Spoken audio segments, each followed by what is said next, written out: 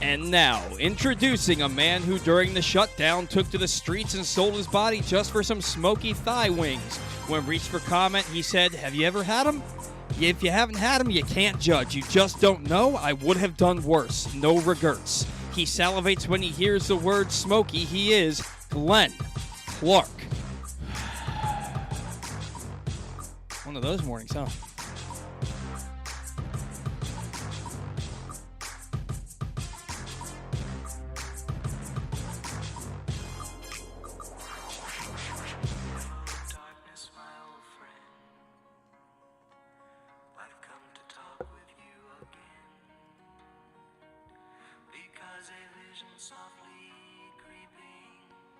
It was 5-4 in the ninth end. And look, I don't question, oh, Skip, my Skip. But John Schuster made the decision. He said, we're going to sacrifice a point in order to hold the hammer for the 10th.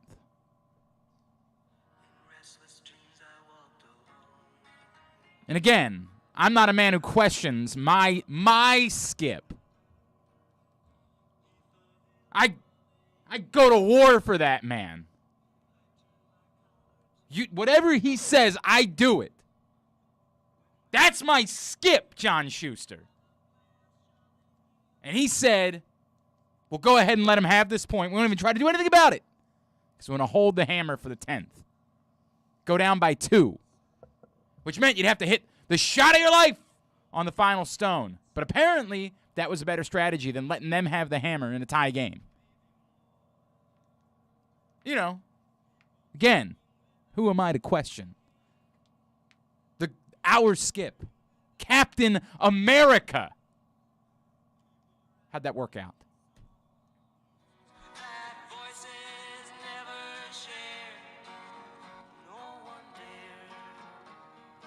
I want to do the show. I want to do it. Y'all can do your own show. You know. Yeah. I do enough for you. I've come in here every day for 7 years. 8 years. 8 years? 8 years? I don't ask for much. I just don't want to have to come on immediately after our hopes and dreams were crushed by those scumbags from Great Britain. It's over. Cancel. It's all canceled. Forget it. I don't want to talk about it. I don't want to bet on it. I don't want to do anything.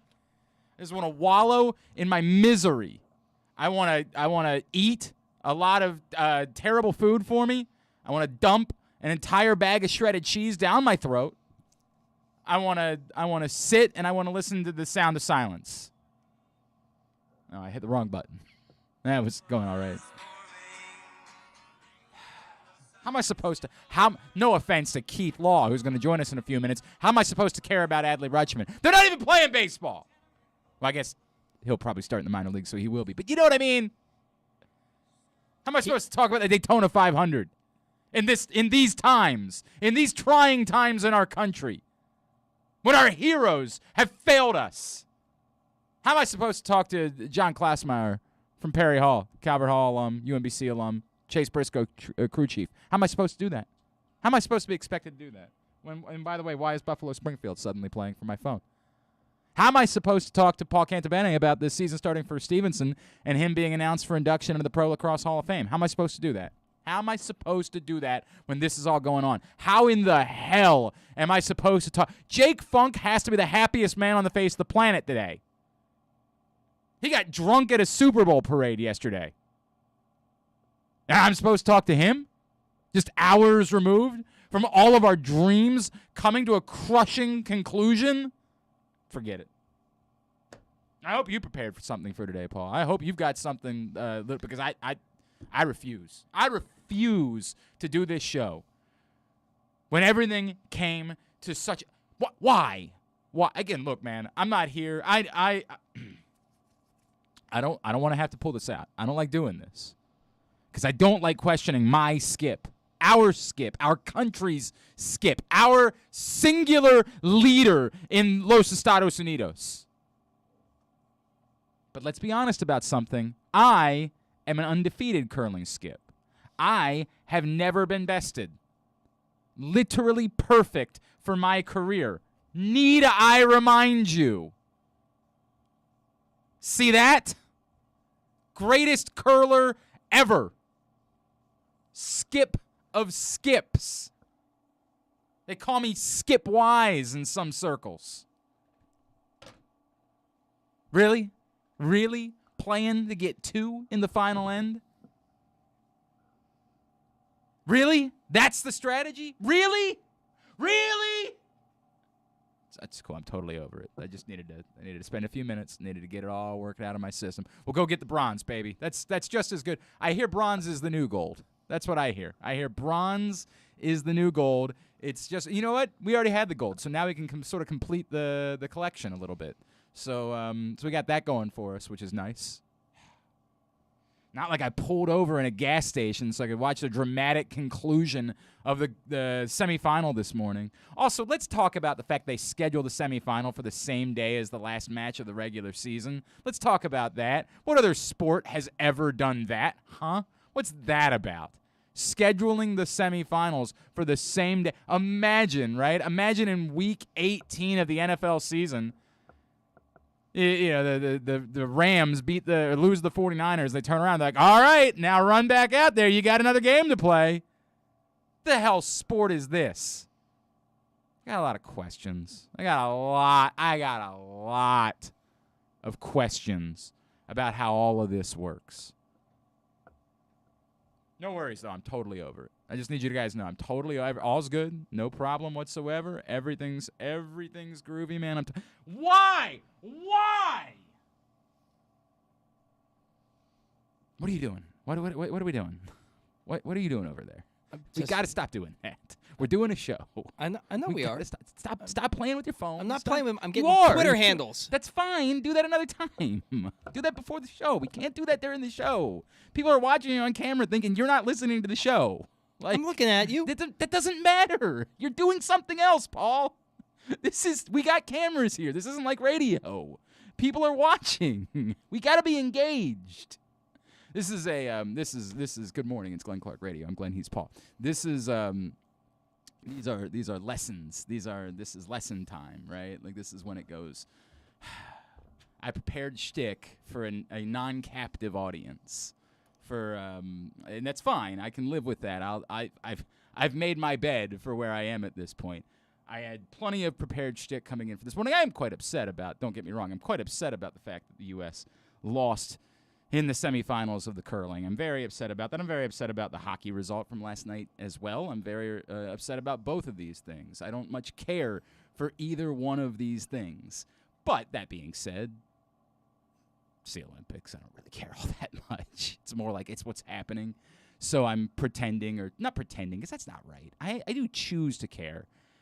I was up. I was prepared for a long night of watching hockey just like the night before. I was prepared for getting up this morning to watch the curling after a long night of watching hockey and sacrificing sleep once again. I was completely and utterly prepared for that, and it just didn't.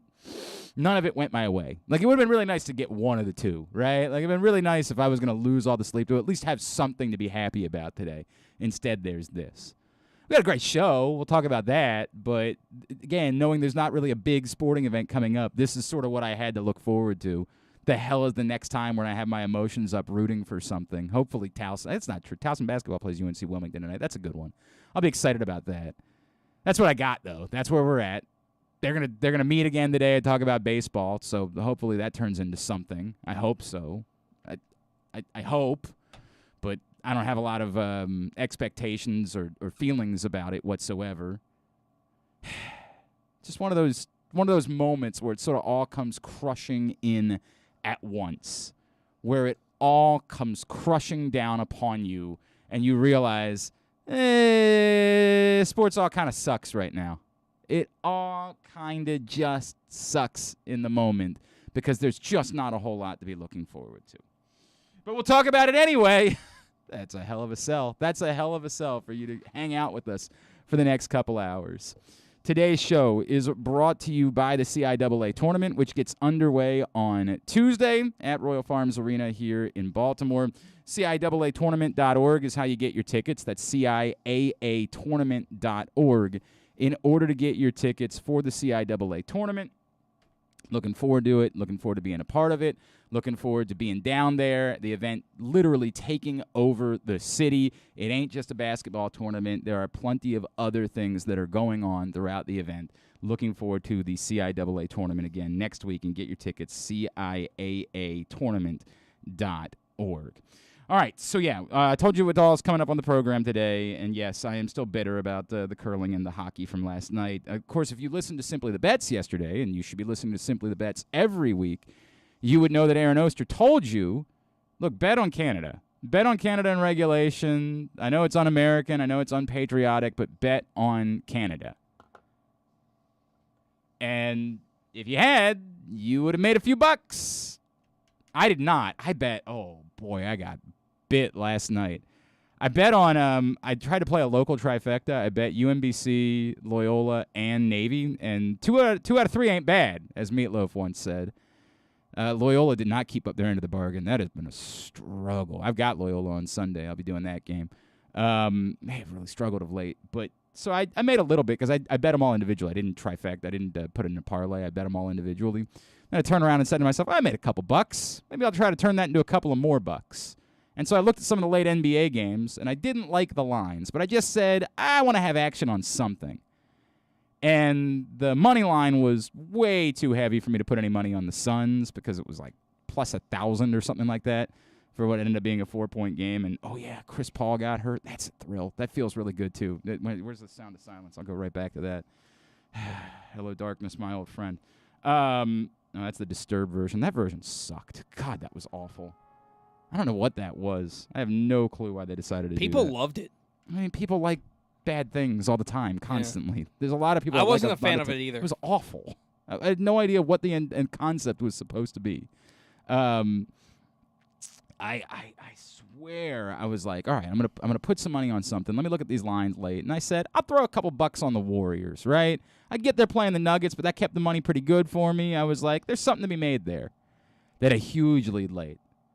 Only to, on literally the final play of the game, have Jokic kick it out to Monte Morris, and Monte Morris hit a 3 at the buzzer for the Nuggets to win.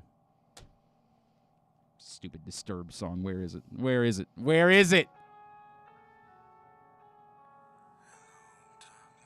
It's even worse because it's Disturbed. It makes me feel even more terrible. God. I used to love Disturbed. They kind of wussed out. I don't know about that. I don't know about they used to play like really heavy stuff that you could like lift to, and now it's all this like different, save for the memories. I certainly remember being in high school and yelling out "ooh wah" a lot. I do remember a good bit of that. I still love that. They were never good though. Like they were never a good band. They were just sort of like they had this niche that they were in where you were like. I've seen them 6 times. Trying to think of what's the worst band that I've seen multiple times that I'd have to admit like I like despite the fact that they're not very good. Probably Nickelback. I've never seen Nickelback. I don't think anybody has. Well, no, plenty of people have. I promise you that. Oh, no, you know what? I definitely saw Creed twice. Twice I saw them because I was dating girls that were obsessed with them. Like obsessed. I mean, like it was uncomfortable. 2 different girls. I remember one was at Hershey Park and one was at Merriweather when we were young, and I saw Creed twice. And I also had to see, almost forgot entirely about losing a bet and having to see Smash Mouth a few years ago, which was just one of the most disturbing moments of my entire life. But we became friends briefly afterwards. It was a very strange story. Yeah, I lost that. I lost that one. That was happening as I was watching the Canada just skull drag the U.S. in hockey. So, just a fun little evening. It's not good, Brian Powell. Don't lie. If you like Disturbed, that's fine. It's fine. Like plenty of people like plenty of things. You like Disturbed, but don't pretend like their version of The Sound of Silence was good. It was just different, and you were like, oh, this is interesting because of it. It's not good. It's just different. That's a whole different story for a whole other day. All right, a couple of minutes here before we get to Keith Law. Keith Law is going to join us. We're going to talk about the Orioles prospects. He's got a new list of top prospects at The Athletic. Paul Novilando shared that video. Yes, I've seen the video of drunken Matt Stafford having his picture taken and then the girl literally falling off the stage. And apparently, I think the word is that she went on Twitter and said she fractured her spine, which is just god-awful. Paul says, I know it's probably not a hot topic, but do you think championship parades and celebrations are starting to get a little out of hand now with the alcoholic intake? Maybe it's been going on for years, and I've just noticed it recently with Brady, etc. There's something to that. For sure there's something to that. I'm not going to argue with that at all. Now, I get it. Like, that's sort of become the point of these parades, is that you never get to see these athletes so publicly and guardedly, yet at the same time, be drunk and be so silly, right? In the past, you would see them be drunk and you would be concerned because they would be out at a club, right? Or something like that. TMZ camera would catch up with them. But in this circumstance, there's like a level of protection because they're doing it with the team. And so you would think that somebody related to the team would intervene should something get bad. It has gotten to the point where, like, it's become a competition who can get drunker than the last team that had a parade. And I get it. It's silly, and we all remember being drunk, and there's nothing wrong with being drunk if you're able to be responsible. And it's certainly not Matthew Stafford's fault that this girl fell off. I mean, this thing is awful. The setup is really bizarre, why there wasn't somebody there, why you wouldn't build, like, a rail or something like that. Like, that's a whole different conversation for someone else. It's certainly not Matthew Stafford's fault. And his reaction, what everybody's killing him for, looks terrible, where he's just like, oh, God, and walks away with, like, no concern whatsoever for this girl that's been... Of course, we've all been drunk before, and we all know that our brain is not fully functioning in those moments and firing on all synapses to know, like, hey, maybe go check on the girl that just fell. We've all been in that situation. I don't think Matthew Stafford is evil. I think it's a horrible look, and I think it goes back to the nature of the concept, which is we want to watch all these guys get drunk. Well, when you watch all these guys get drunk, something like this is bound to happen. It's not always going to be silly and Tom Brady being, hugging with his buddies because of avocado tequila. You're going to see some things, and they're going to have to decide that. I've thought for a long time the best thing you can do is start the parade early in the morning. Start your championship parade at like 9 a.m. Limit how drunk they can be before the parade begins. Let them wake up, go to the parade. They want to get drunk during the parade, they get drunk during the parade. But have it all be over with, and then let them go maybe privately party after that. Away from cameras, away from massive crowds, things along those lines. Like, go back and have a private party afterwards. I've said that for, I think, a few years now. The best scenario you can have is to do these things earlier in the morning so that you limit the amount of risk that's involved when you have a lot of people who are very drunk doing, silly things. Hopefully, obviously fractured spine is awful, but, it could be worse. It could be a loss of life, and it wasn't the case at this Rams parade yesterday.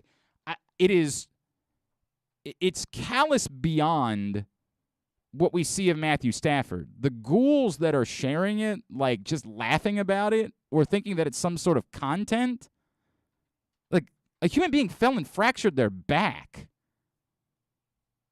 And the Barstool Sports guys, like, I can't stop watching this. Like, what? And I get that guy is certainly not the guy that we're going to hold up as, like, the paragon of humanity. But Jesus, man. This is awful. At some point we learned that, like, we don't need to share terrible videos of athletes suffering god-awful injuries over and over and over again because we realize, like, no, that we're ghoulish when we do that. And I'm befuddled by the community that thinks that this is comedic content because of Matthew Stafford's reaction instead of seeing how awful it is. Like, it's just terrible. But, we've, of course, lost our way. We have no touch with humanity any longer, so we share it as though it's some sort of humorous content. Or we think that there's a joke about Matthew Stafford and we're making him, drunk Matthew Stafford, the butt of the joke instead of recognizing how awful it is to watch this young lady, again, apparently fracture her spine. What's wrong with us? Like, what has happened to us? And maybe it's just them, right? Like, maybe it's just, nobody else on the planet. And the problem is their audience is so large and their reach is so large that we think that means. there's a bigger group of people that do it. But man, I couldn't believe that as I was watching that be shared around last night. I'm like, really? You're sharing this like it's just silly content? Yuck. But yeah, I get it. In general, the parade's probably a bit too drunk these days. There's almost no doubt about that. Live Casino and Hotel, the FanDuel Sportsbook has 51 self-service kiosks for you to get your bets in. All of the big events, the best place to be is the FanDuel Sportsbook at Live Casino and Hotel Maryland, which is now open in Hanover, and you can be there for big events this weekend like the Daytona 500 and the NBA All-Star Game. Let's switch gears. Our next guest has a new top prospects list up for the Baltimore Orioles at The Athletic. He, of course, an expert on these types of things. He is longtime baseball writer and analyst. Our friend Mr. Keith Law is back with us here on GCR. Keith, it's Glenn and Paul in Baltimore. It's great to chat with you as always. Thank you so much for taking a couple of minutes for us. Sure, thanks for having me. I know it had to be a very difficult decision for you as to who the Orioles' number one prospect would be. I can only imagine the hours that you spent just hand-wringing and wondering who you would put at the top of this list. Yeah, I spent a lot of time on that one, absolutely.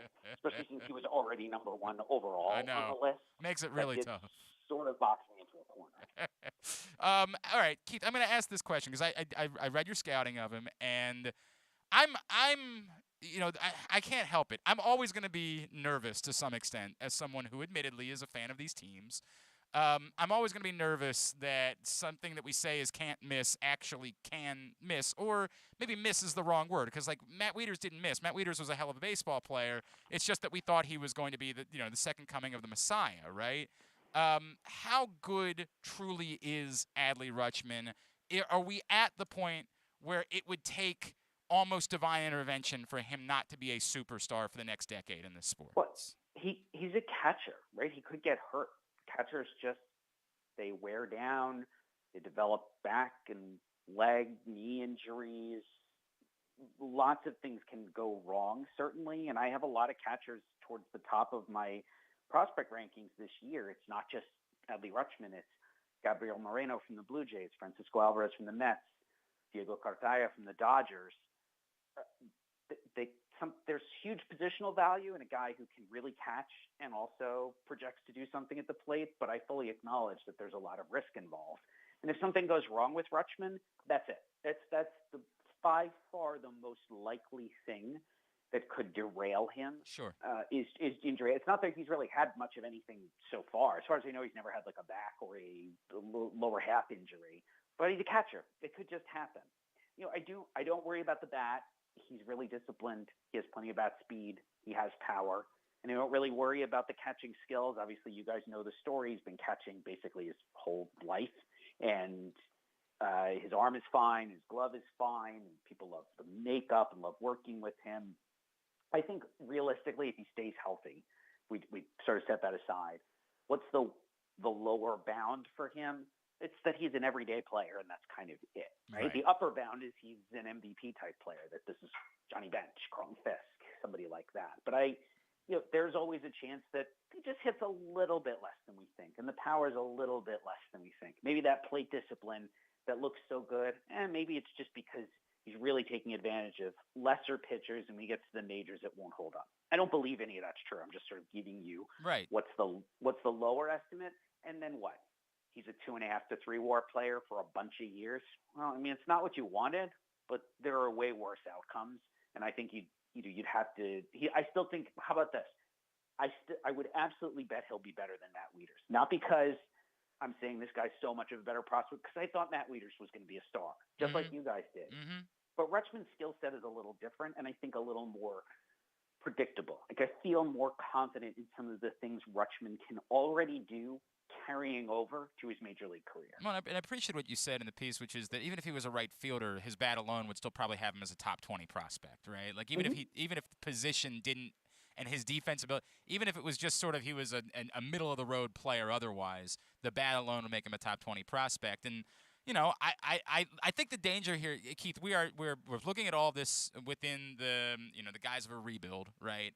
And it feels like the math to the Orioles figuring this all out without Adley Rutschman clicking at the level of being a true transcendent superstar is very difficult. That there's pieces here, and we'll talk about some of the other ones, but that if this is going to get to the full-on rebuild, if you're going to become, maybe it's unfair to compare it to the Houston Astros, but clearly that's what they want to be. Sure. It's very difficult for that to happen without Adley Rutschman becoming truly star of stars. I agree 100% what you just said. And to extend the Astros comparison, which is perfectly fair because that's where this front office came from. Right.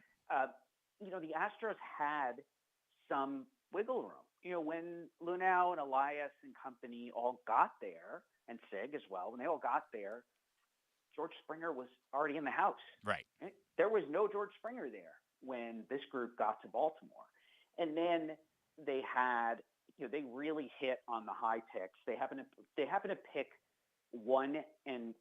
picked 1 3 years in a row. And then one year they didn't sign a guy and they picked 2. And they happened to be great years to have those high picks. They ended up with Carlos Correa and Alex Bregman. Yep. Well, if one of those guys turns into a just okay player, not a superstar, Astros are still really good.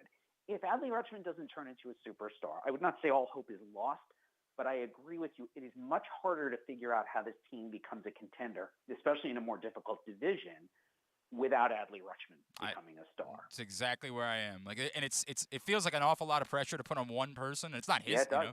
But I think that's the reality of the circumstances. I think it's particularly unique, and this is where I wanted to go next. Because to me, the conversation has come up. I know your colleague Dan Connolly has written about it a lot, and he and I have talked about it ad nauseum. The conversation is almost lost about how there isn't a lot of top-line pitching prospects in this organization. That obviously there's Grayson Rodriguez and DL Hall's there, but then it's a wild drop-off from there. Like, they are not loaded to do this pitching-wise. They have gone all in on bats at their early picks in the draft. And the pitching side of it just doesn't appear to be there right now for the Baltimore Orioles. Yeah, I completely agree. And I have, obviously Orioles fans have made it clear they don't think I'm being sufficiently sunny. No, on I've never heard that about no? you. Oh, Yeah, I've never heard I'm that, Keith. Sorry to even bring that up at this point. But I think, I've pointed out, I think the points I've made, I hope my argument is well supported by evidence, right? He has not been pushed as hard, so to speak, as most pitching prospects in the minors. Grayson Rodriguez can usually walk to the mound and say, I'm not facing more than about 18 batters tonight, so I don't have to pace myself that much. And he's so strong, he could sit 98 for 75 pitches. Well, what happens when that's 100 to 110 pitches? Maybe he's exactly the same pitcher, in which case, great, best possible outcome. Right. But he's going to have to, at some point, start to face hitters a third time, start to turn a lineup over 3 times. And then you're going to need to see, wait, you know what? He's probably going to pitch with a little less velocity. And so that makes him lean a little more on fastball command. I think the breaking stuff has to be better in that scenario. We just don't know. And he's not the only one. Hunter Green has been similarly used carefully, but Hunter Green has an injury. And my criticism of the Orioles has been Grayson Rodriguez has been healthy forever. Unless he had some injury when he was in his early teens, I don't know about it. This guy he's the exemplar, right? He's exactly what you want. You take a big, strong high school kid and then he doesn't get hurt, you won the lottery already. So I like Grayson Rodriguez, but as you said, he's it. Right? DL Hall, who I actually liked quite a bit more before he got hurt, well, he missed half of last season and we still don't know if he's 100%. And I just went through my top 20 again to make sure I wasn't forgetting somebody. Who's the next clear starting pitcher in this system? I mean, I'm not sure. I know the next pitcher on your list is Kyle Bradish, but that's what we're talking about, right? Right. And I'm not saying that Kyle Bradish can't. Once upon a time, who knew what John Means was going to become? Absolutely. There's always going to be somebody that we don't know is capable of being a very high level pitcher that becomes one. But assuming it is certainly not something you can do. And I think it explains part of the reason why the Orioles decided they needed to move the fences back in left field, because they just don't have the pitching coming, and they're gonna if this is going to work, they're gonna have to be able to sign a pitcher at some point, which they couldn't do when they had such a short porch in left field. And so I honestly I will disagree with you on one point. Okay. I think it doesn't matter where the fences are. If you offer the most money, someone's gonna come. Fair. Right? If they went out and right. offered Robbie Ray money to one of the starters this offseason, they would have gotten it. Sure. Now, I'm not saying they should have, right? So there's a bunch of reasons why maybe they wouldn't. But I agree with your general point that they have made a decision in the draft, especially, that they're going all in on bats. leaning college, but they've taken some risks on some high school bats. Kobe Mayo looks very interesting so far. I'm kind of optimistic about that one. There are hitters coming. I do not worry about this group's ability to put together a contending championship caliber lineup, and I do think they probably have all those pieces in the system right now. With considering what we talked about with Adley Rutschman, I don't know how you put together a championship caliber rotation from what's in the system, and so then you're either signing those guys or you're trading for them. And we don't know yet. We just have not seen this organization get to a point where they said, we're going to package together some of this incredible position player depth that we have to try to go get some pitching. That's the reality. I mean, 100%. We are in lockstep when it comes to that. Keith Law is with us from The Athletic. We'll link up his top 20 Orioles prospects on our Twitter account at Glenn Clark Radio. If you don't have a subscription to The Athletic, you're an insane person. Keith, obviously, I think the great unknown is the Heston Kjerstad thing, of course, which, there was some question even when they drafted him about where they drafted him, as obviously they went under slot, and we have no idea what to expect him, and I appreciated the fact that you sort of acknowledged that when you addressed him. If Heston Kjerstad comes out and we know there's going to be a minor league season, and he's hitting the way we expect him to hit, if within a couple of months we see that bat come back, where would he be on the Orioles list, on your overall list, if you had 3 months of Heston Kjerstad looking like the player we expected him to be before the myocarditis? Probably about where I put him coming out of the draft, which was towards the back of the top 100. Okay. This is not Colton Cowser. Colton Cowser can really hit, and Colton Cowser did get the benefit. He went out right away, and he hit. And he's, we have more evidence now. We have much better data on Cowser, especially going out, doing it in a full season league, wood bat, across the board. I feel very good about Cowser's status. Whereas Kjerstad, for folks who don't remember, there was a big question at the time how good the hit tool was. He was very much a draft. First of all, he was a draft pick to try to save some money so they could go get Kobe Mayo and Carter Baumler in the 4th and 5th rounds with the savings. He was also very much an exit velocity draft. He does hit the ball extremely hard, but he strikes out a lot. He struck out a lot in college. He was close to 30% in the SEC in his last season, his last full season, I should say, in college. And so if, just going off what you said, if he hits like what we expect, that's probably what you're going to see. Say that he spends a good chunk of the season at Double-A. He's going to hit the ball really hard. We're going to have great exit velocities. There will be power. I would not be surprised at all if he struck out 30% of the time in pro ball, especially because it's a transition to a wood bat, and the poor kid's missed basically 2 years. Even if he is physically 100%, and I really hope he is, he's just not faced live pitching in so long at this point. It's got to probably by the time he gets into an actual game, it'll be about 24 months since he's played in a real game, maybe even a touch more. That's a long time to go without facing real pitching in games that matter. And I feel for him. I'm not criticizing him. I'm saying this sucks for him, but we've got to be realistic. He's going to be rusty, and it may take a long time to shake that off. You mentioned Kobe Mayo. Is there anybody else in the system that Keith, you feel like you're higher on than other people necessarily are? I didn't think I was higher on Joey Ortiz, but just going off of what Orioles fans have come back to me with since this list went up earlier this week. Several people on Twitter and in the comments have said, wow, you like Joey Ortiz more than I realized. I also thought maybe they were just remembering I did not like Ortiz at all. I saw him first summer out when Aberdeen was still short season, RIP to the New York Penn League. And I was like, he's not good. It's weak contact. And he was just okay at shortstop. But I was like, it doesn't matter. This bat is not going to play in pro ball. He looked very much like, obviously he went to a school in New Mexico, right? Huge hitters park, great environment for hitters. Then he comes out pro ball, moves to wood, not playing at altitude.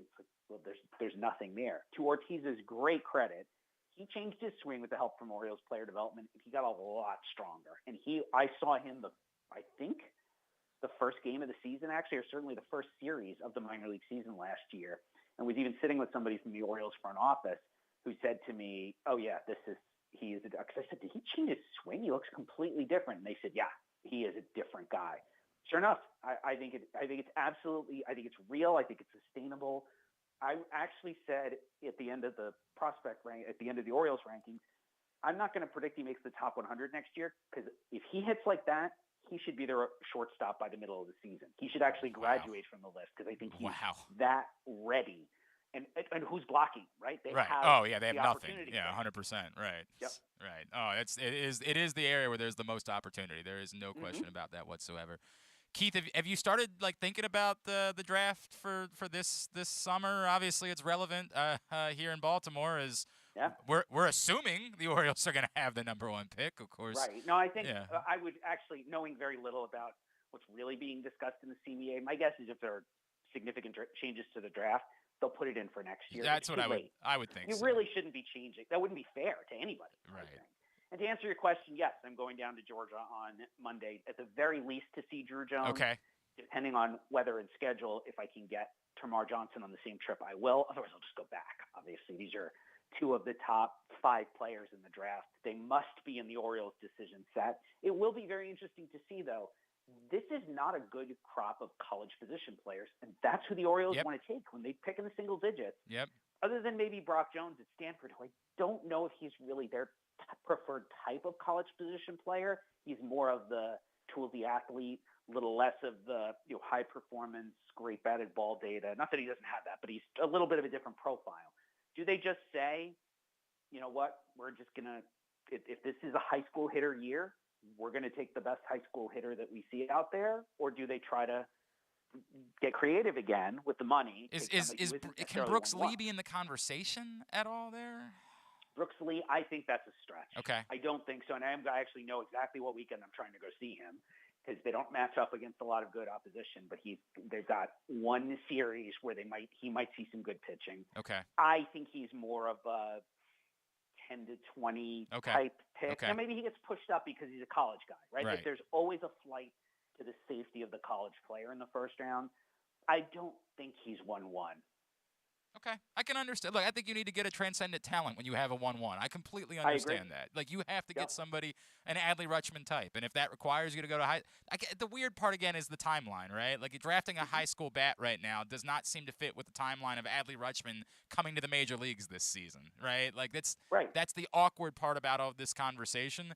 But at the same time, I don't think that can lead you just taking a player for the sake of it. You have to get the transcendent talent that's available. I mean, could you get one name we didn't mention is Cam Collier, whose dad, Lou Collier, was briefly a sort of major league bench player in the late 90s, early 2000s. Cam is at a junior college, and he's 17. Now, obviously, we know that this group, and they took Carlos Correa, he was 17, and that was a major reason that they leaned towards him. But if Collier is the player we think he is, he might be the guy who's in the big leagues at 20. And he could be, and I think he's a little bit more advanced as a hitter than like Drew Jones or Elijah Green, who's at the IMG Academy in Bradenton.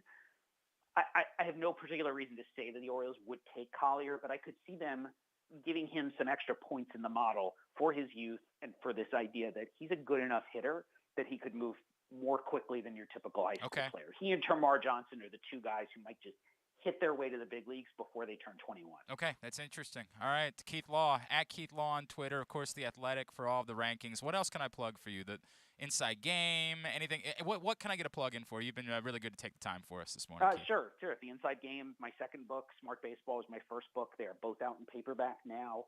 Smart Baseball, more just about baseball stats. The Inside Game, try to tell some interesting, weird, funny baseball decision stories through the lens of behavioral economics and cognitive psychology. Both out in paperback.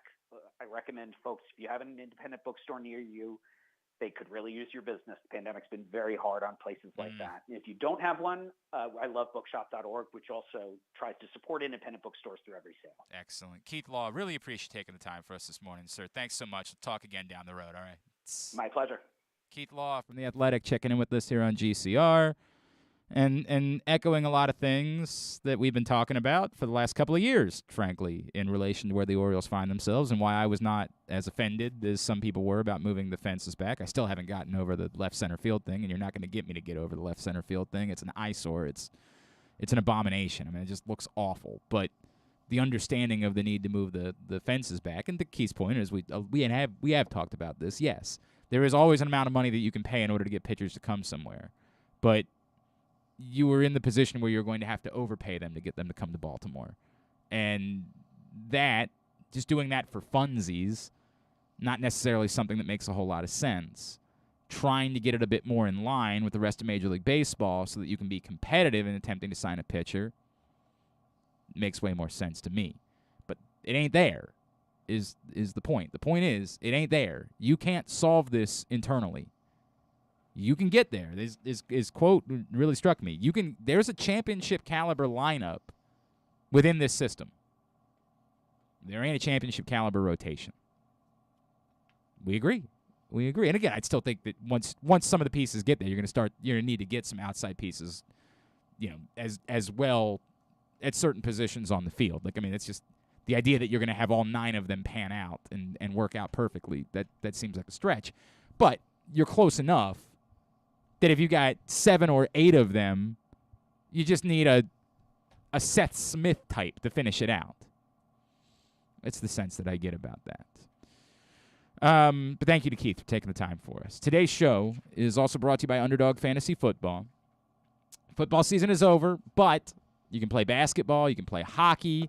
Hopefully at some point you'll be able to play baseball games on Underdog Fantasy Football. That would be pleasant if that were the case. Hopefully these talks turn into something.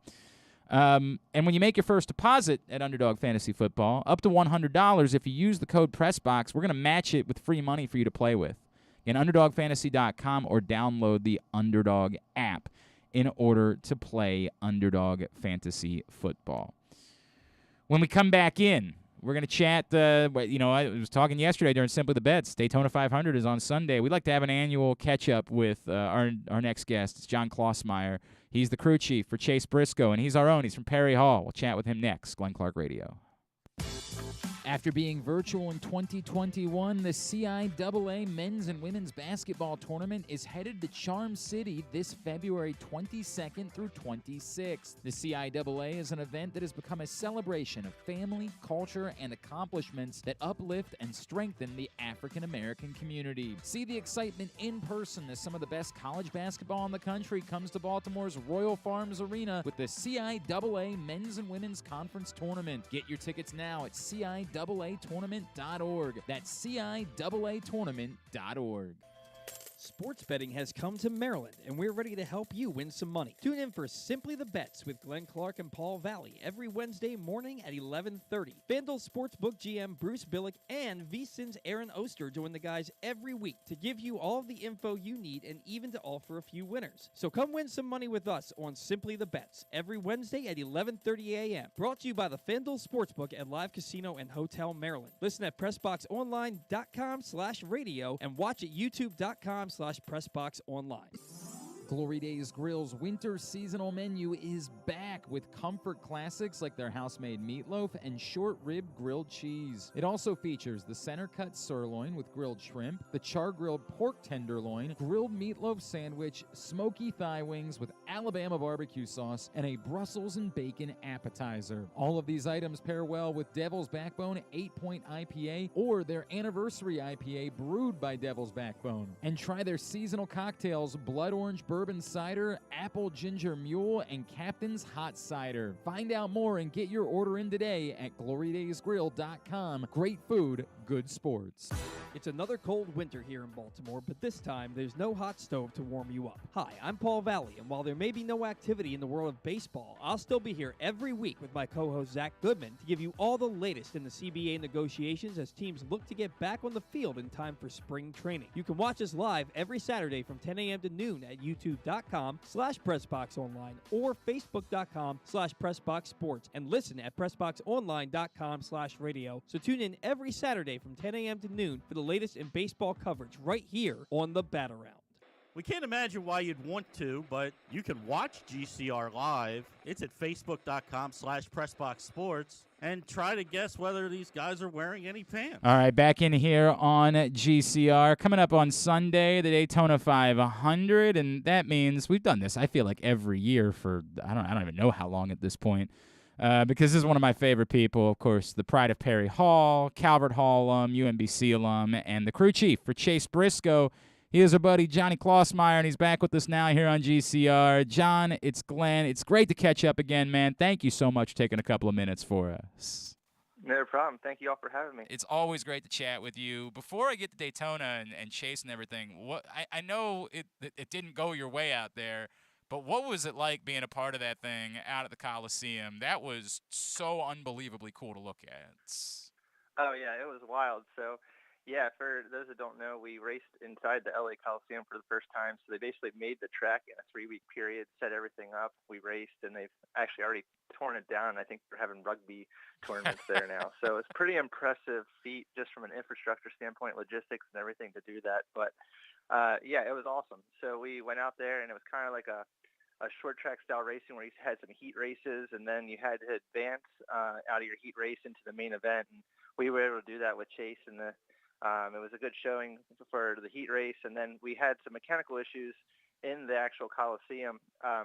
In that race, you run 700 horsepower, and it's just pretty much just from a dead stop in the middle of the corner, launching up off the corner, and with that, it strains the drivetrain. And kind of the story of this season is we're going into a new race car. So this Okay. is it's called the next gen car. Yep. So it's probably the most change in a race car that the industry has seen since NASCAR started. So it's you're going to have these little bugs, and the parts it's the same for everyone, and we were one of 2 cars that had issues. So it was unfortunate, but it was a really cool experience to go out there and pull that off, and we were running well when it happened. But as an industry, we're going to learn about it, adjust, and move forward. So I want to talk about the car, and I want to talk about Chase and you guys. But before, just to finish that thought, is that the type Yep. of thing that, like, you saw there were just the average fans, the ratings were incredible for this thing because it looked so cool. Is it something that you Yeah. feel like you could do in more stadiums? That this is the type of thing that like NASCAR could continue to do to try to get more casual fans into the start of the season in the coming years? For sure. Obviously, logistically, they made the racetrack. They made it all happen in a short period of time, and it went off without a hitch, which was awesome, just to show what everyone can do. And it does. It opens up the possibility of doing this in other stadiums, street courses, or international, and other some of the soccer arenas in Ooh, Europe that's been yeah. talked about. So. Yeah. There's a lot of possibilities that opens up. And the cool thing about the whole thing was that they had Pitbull opened with a concert. They had the Ice race, Cube? and then at halftime they had Ice Cube That was playing. wild, so it's like man. you kind of right. So you kind of mix concert racing and everything, and like we don't have a traditional pit road where we would be on our pit stands, and have pit stops just because everything was so small. So they actually had the cruise up in the peristyle, they call it, right underneath the torch of the Coliseum. So that's where I watched and called the race from. And just the energy inside the Coliseum was super impressive. So it was neat just to see everyone getting into it. And like you That's said, cool. the casual fan, but I think, it turned a lot of heads and opened a lot of eyes on our sport. That's really cool. All right, let's talk about the car, the next gen car. When we say it's drastically different, again, assume John, I'm stupid because it fits. What is so drastically different about the car, and how will it impact what we see Sunday at Daytona? So they basically have taken our cars in the past have been kind of technology from the 70s, 80s, and 90s merged into one, and now it's literally technology from the 20th century, 2010, 2020. So we have an independent rear suspension, which it doesn't sound that different, but it's way different from what we've had before, where we had a solid axle in the rear. And then the tires are 2 inches wider. They have 18-inch alloy wheels. They used to be 15-inch, so low-profile tires. They look way closer to what a street car, production car that you buy in the showroom. And then as far as the drivetrain, we're 700 horsepower. We have a transaxle and sequential shifting for a gearbox. So they can basically slap the shifter, no clutch or anything, for 5 speeds. So a lot of performance upgrades with wider tires and more horsepower. Will it change the likelihood of us seeing, like, I think what people associate Daytona with, of course, the big one is always the one that we use.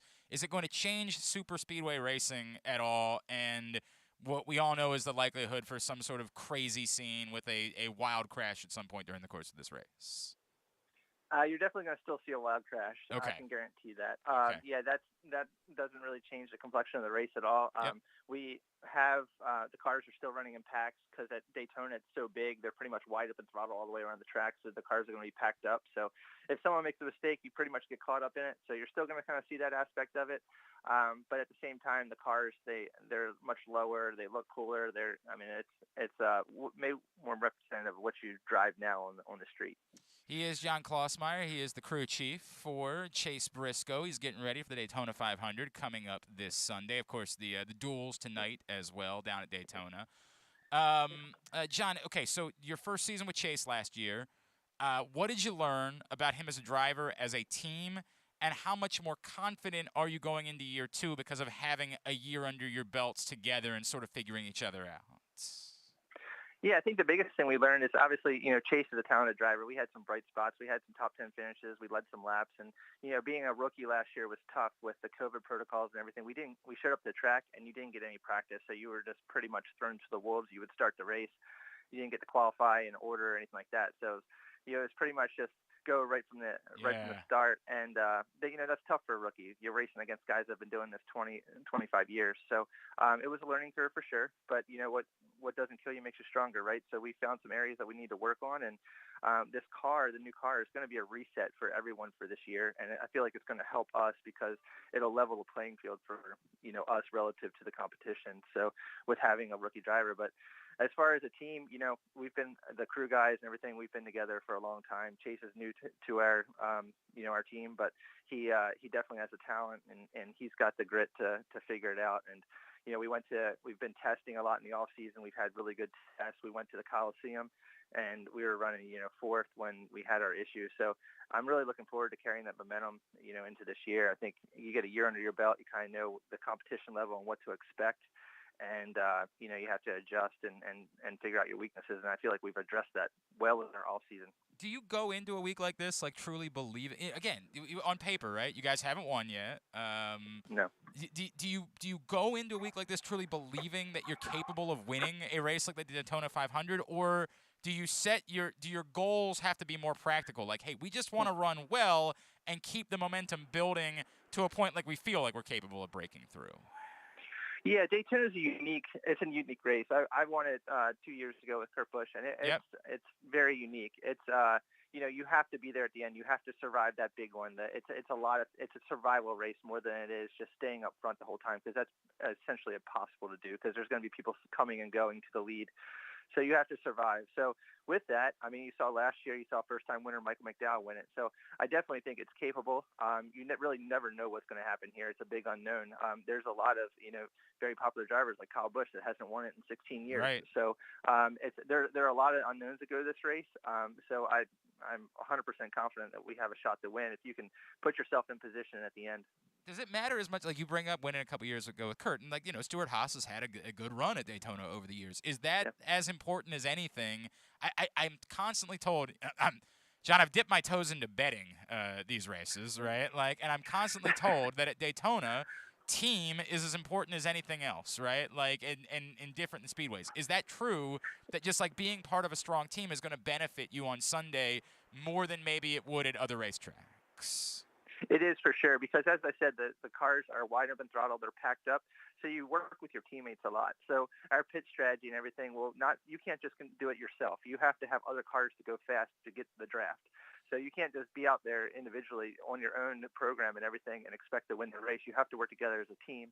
So having a good team, good strong cars, the faster cars that you work with, the faster your car will be, and the better you'll do. So yeah, it does come down to having a good team, having that support and everyone working together. So you see a lot of the OEMs working together. So the Chevrolets work together, the Fords work together, the Toyotas work together. But then under those umbrellas, having the strong teams and the fast cars to work with you will help your chances of winning.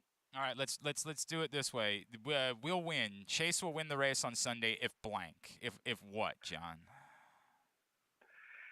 Chase will win the race on Sunday if we can be there to win and stay out of the wreck. Yeah. And I feel like if you just have to have a good partner and make good decisions. So, like I said, the car that we won with Kurt was torn to pieces. It had duct tape, bare bond, all kinds of panels bolted on it, but we survived and we made it at the end. And it actually came down to a fuel mileage race. And but you just have to roll with the punches and be ready for anything, be nimble, be able to react, and that'll put you in victory lane. John, I'm just imagining you trying to explain this sport to an alien when you say that, right? Like we won the biggest event of the year, and we did it with duct tape, right? Like somebody from another planet's like, oh yeah, that makes sense. That sounds like it's comical. The car is sitting like So after he celebrated and did his burnout and everything, he ran down to the grass, and there was this big chunk of sod that just laid on the hood. Well, they preserved that, and they actually have it in our showroom with the confetti, the sod, because that's actually how he came into victory lane with, the car overheating, spraying water out. It's got tape all over it. It's got the sod on it, but now it's got champagne and confetti on it. It's sitting in our mezzanine. It was the greatest day of your life, right? Yeah, it was awesome. That is awesome, man. Yeah. Hey, John, how's everything else going in your world, bro? How's life? I mean, like, I know this is this time of year where this is all you get to think about, and like, you wave goodbye to your family. Hey, I'll see you when I see you. Like, I understand how that all goes. Everything else good? Yeah, it's all good. So today's actually my wife's 40th birthday. Oh. Yeah, I'm batting 1,000 this week though, because coming to Daytona, you missed I came down on Valentine's Day. Sunday, so I missed Valentine's Day and her birthday. So, but yeah, the family, they're gonna fly down the team plane tomorrow morning, so they'll be able to spend the weekend and spend the race with us. So that's I kind of great. have my RV down here, and we're just kind of hanging out and enjoying some Florida sunshine and some racing. That's awesome, man. Of course, John is on Twitter at John KLAX. What about on Instagram, John? Are you on there that people can follow you? Yeah, it's at John KLAX1. Very good, John. I'll tell you the same thing I tell you every year. I'm rooting for you, right? Like you are my connection to Daytona 500. So go win it again. Go win it, and we'll be super happy. I appreciate that, and if we win, we're going to be doing a post-race for sure. a call as well. That's going to happen, brother. That's the case. Johnny, enjoy it, man. Thank you for taking the time for us as always, and hopefully we'll be talking to you come Monday, all right? I hope so. Thank you, guys. Thanks, man. John Klausmeier, the crew chief for Chase Briscoe, great dude, and later today you'll find out who I'm spending a little cash on Live Casino and Hotels social media channels. We've got a video coming out, and I'm legitimately putting some cash on the Daytona 500, which is not something I have ever done before. But the hell, it's a big race. Getting involved, it gives me some rooting. I mean, I have a rooting interest for Chase because I do love John Klausmeier, and I've known his family for a long time. Of course, the Klausmeiers have been very prominent in Baltimore County for a very long time, and I'm very excited for him, and hopefully that this will be their breakthrough as they'll get their first win with Chase Briscoe this weekend. All right. Let's go ahead and grab a break here. We'll come back in. We'll chat with Paul Cantabene. We'll preview Stevenson lacrosse season, which gets underway on Saturday night. Still to come today, Super Bowl champion Jake Funk, the pride of Damascus and also the University of Maryland. We will chat with him about what it's like to win a Super Bowl as a rookie. Hour number 1 of today's show is also brought to you by your local Toyota dealer and buyatoyota.com.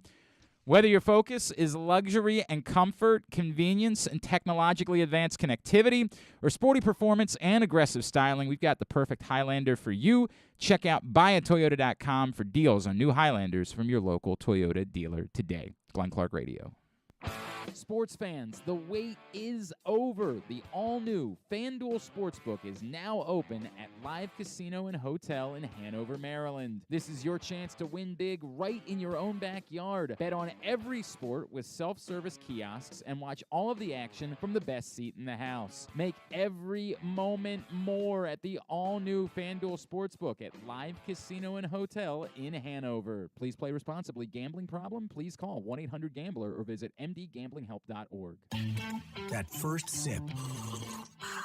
That first bite. Start your day off right with a delicious breakfast at Royal Farms. Choose from a fantastic selection of fresh Royal Farms breakfast sandwiches and top it off with a rich hot cup of the freshest coffee in the world. At Royal Farms, breakfast is available day and night. It's the freshest breakfast in the world. Real fresh, real fast. Royal Farms. The newest edition of Press Box is available now. On the cover, we celebrate the 20th anniversary of Maryland men's basketball's 2002 NCAA Tournament Championship, as Gary Williams reflects on how the program rose from the ashes of NCAA sanctions to the pinnacle of the sport, and why his perspective of the title run has changed now 2 decades later. Plus, Juan Dixon, Lonnie Baxter, and the rest of the team relive the moments that ultimately led them to cutting down the nets in Atlanta. Press Box is available for free at over 500 area locations, including 60 Royal Farms stores. And you can always find the entire edition, as well as the best daily coverage of the Orioles, Ravens, and Terps at PressBoxOnline.com. The biggest pro wrestling stars today and all time all have one thing in common. You've heard them on Jobbing Out. Matt and Nick Jackson, the Young Bucks. Thanks for having us, man. Appreciate it. The great Kurt Angle. Thanks for having me on the show. I appreciate it. Matt Riddle. Yeah, man. Thanks, man. The champ, Drew McIntyre. Oh, thank you for having me. The great Ron Simmons. Keith Lee. Appreciate you guys having me, man. Bill Goldberg. My pleasure. Charlotte. Thank you so much for having me. Mick Foley is with us. This is the greatest name for a wrestling show I've ever heard. MJF. I'm glad you're happy I'm on this show because I'm freaking miserable. Le champion! Chris Jericho. Le champion. AJ, Aaron, Brandon, and Glenn are talking pro wrestling every week on Jobbing Out. Find it at PressBoxOnline.com/radio, iTunes, and SoundCloud. Stay tuned. Your chance to win $1 million is coming up. Probably not from us. You're listening to Glenn Clark Radio. All right, back in here on GCR into hour number 2 of today's program. Stan the Fan Charles and Ross Grimsley caught up with former Oriole Dave Johnson a little bit earlier on the week. I believe tonight they are chatting with Thomas Kelso from the Maryland Stadium Authority. Well, not Stan and Ross, will be Stan and Gary Stein. Those shows, as always, available, Facebook.com/PressBoxSports or PressBoxOnline.com/video, YouTube.com/PressBoxOnline as well. The ways to find the Stan the Fan Variety Hour. Sometimes even more than twice a week, but typically twice a week. Stan has new and fresh shows for you available. From Daryl. Daryl says, Glenn, you've talked a lot about the idea of the word angry in terms of baseball. I have, Daryl. I've used the word anger. My question at this point is, even if the season were to be altogether canceled, would you still be angry?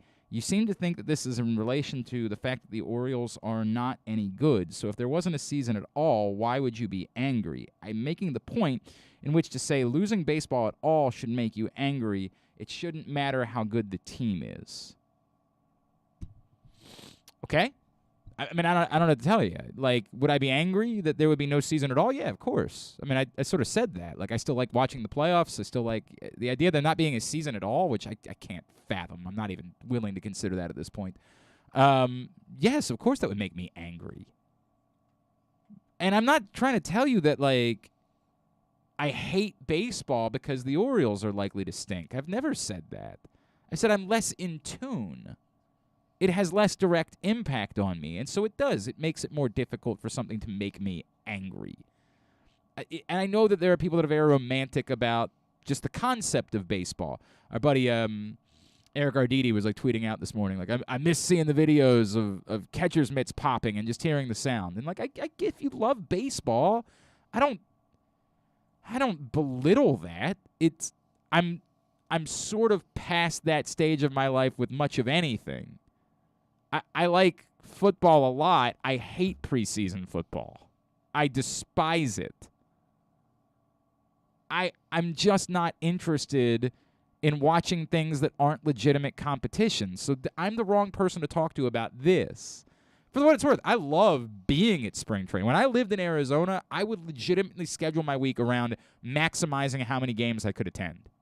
This is not a joke at all. I had the job that I had when I worked in Arizona. I was doing weekends for Sporting News Radio, and so my station in Phoenix allowed me to take one day off a week during the year. They were like, we don't want you to work 7 days because they were partners with Sporting News. We don't want you to have to work all 7 days, so you can have one weekday off per week. And I would, during the month of March, purposely schedule it to be Friday because that was when there were night games being played in spring training in Arizona. So I could go out to like a Giants game in the afternoon and a Brewers game at night. Because in my heart, I love baseball. I've always enjoyed going down to Sarasota when I've gone down. It's the Amish food place, Abner's, is that what it's called? I love that place. It's been a few years. I haven't gone down for a while. But I love going down to Sarasota. It's great. But I'm the wrong person. Like, I'm just not the guy that's going to be watching spring training baseball. I get it, that, insert joke here because the Orioles games are never on TV anyway. I'm not going to listen to spring training baseball, even when the team is good. I'm the wrong guy. I'm over spending time with things that aren't legitimate competition in this stage of my life. It's not something I'm going to do. And you can insert your joke here about watching professional wrestling. It's a different concept. It's like watching Jersey Shore. I'm not that guy. I don't begrudge anyone who really loves it.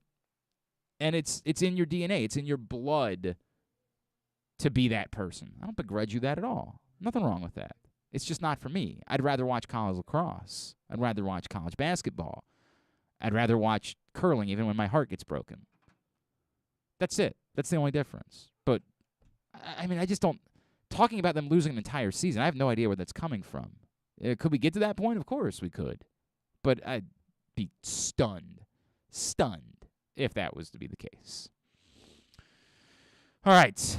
This man's season gets underway on Saturday night when his team hosts Ursinus at Mustang Stadium, or as he likes to call it, Mustang Beach. And he got the news this week from the PLL that he is going into the inaugural class of the Pro Lacrosse Hall of Fame, which makes sense, considering he's the greatest face-off specialist that's ever played. He is our friend, Stevenson lacrosse coach Paul Cantabene, and is back with us now here on GCR. What's going on, Coach? How are you? Doing well, Bo. How you doing, Glenn? How's everything? Everything is good, man. How long did it take you to get over the final 13 seconds of the playoff game? How long? Still not over it. You're still not over it. Still not. I told you, I was with your guys, man. I was riding with them, so I hurt. Probably not the way that you hurt, but I was hurt by it, too. You can't lose that game. You just can't, so. What do I know? I'm just a fan, so. Well, I mean, I think you got a good reason to believe that your team's going to be in it for the next few years. You got a pretty decent quarterback. I hear he's okay. He's a little above average. We'll take him. We're going to keep him. Slightly above average. Hey, I totally no-sold it on Twitter the other day because legitimately I can't fathom there being a Pro Lacrosse Hall of Fame without you being a part of it. But I would imagine even if you know it's coming, it's still got to feel good to get that type of recognition. No question about it. It's a tremendous honor.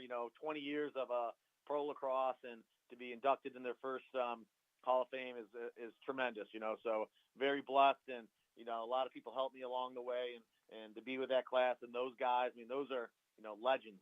Right there. So just really very humbled and honored by the experience, by the distinctive honor that they've given me, and just can't wait for the ceremony and everything. And it's just a great thing. Very honored by it. So where exactly are you going to put your stalwart play-by-play guy in your speech? Am I going to get like second paragraph or like where? Like the fourth or fifth I was planning on right now. It's the fourth paragraph, I think. I appreciate that.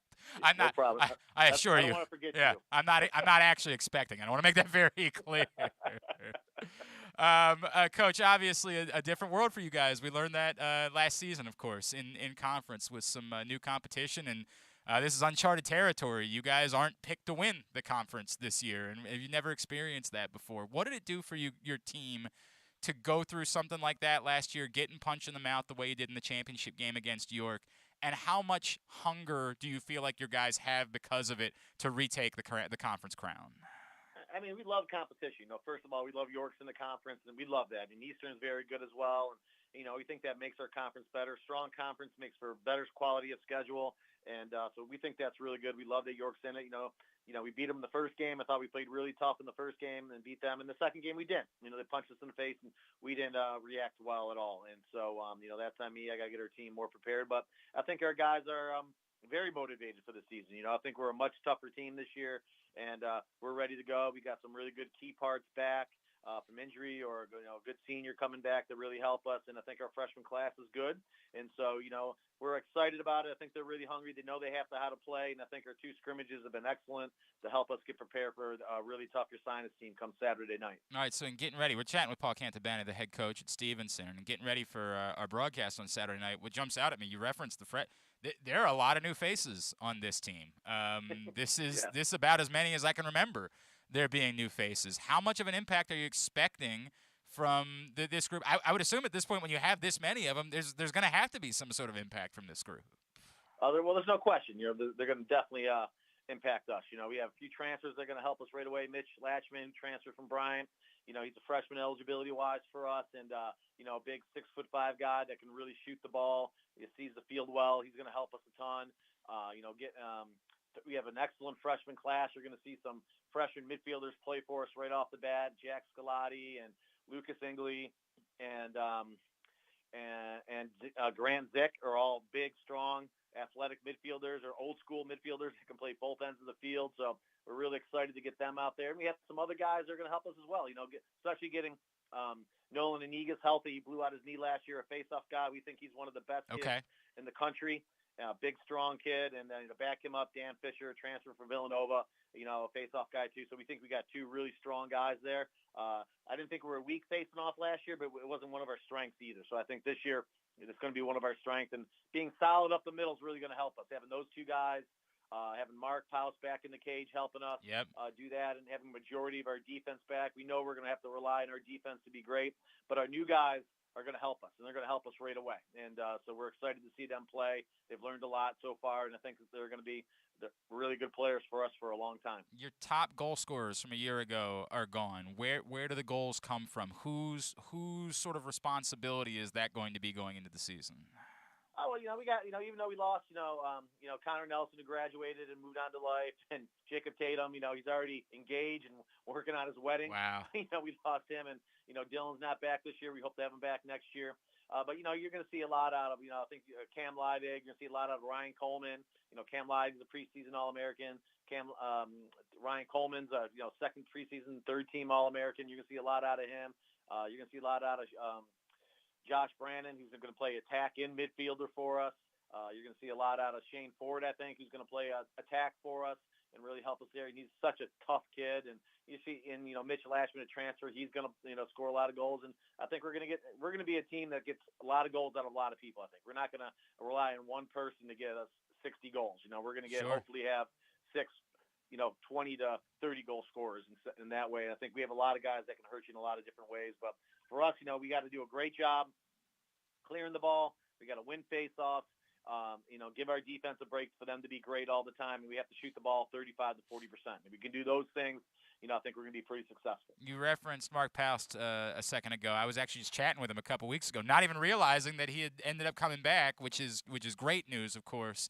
And I know you helped him out and getting some things taken care of in order for that to go. His story, he's one of my favorite people, and you and I have talked kind of emotionally about Mark and everything he and his family have been through. But to have him back for another season, as you got a lot of other, a transition at a lot of other places, how much confidence does that give you to know that you can trust the guy that's in the cage? Well, when you got one of the best at that position in the country, you have a chance. And, Mark's leadership skills are off the charts.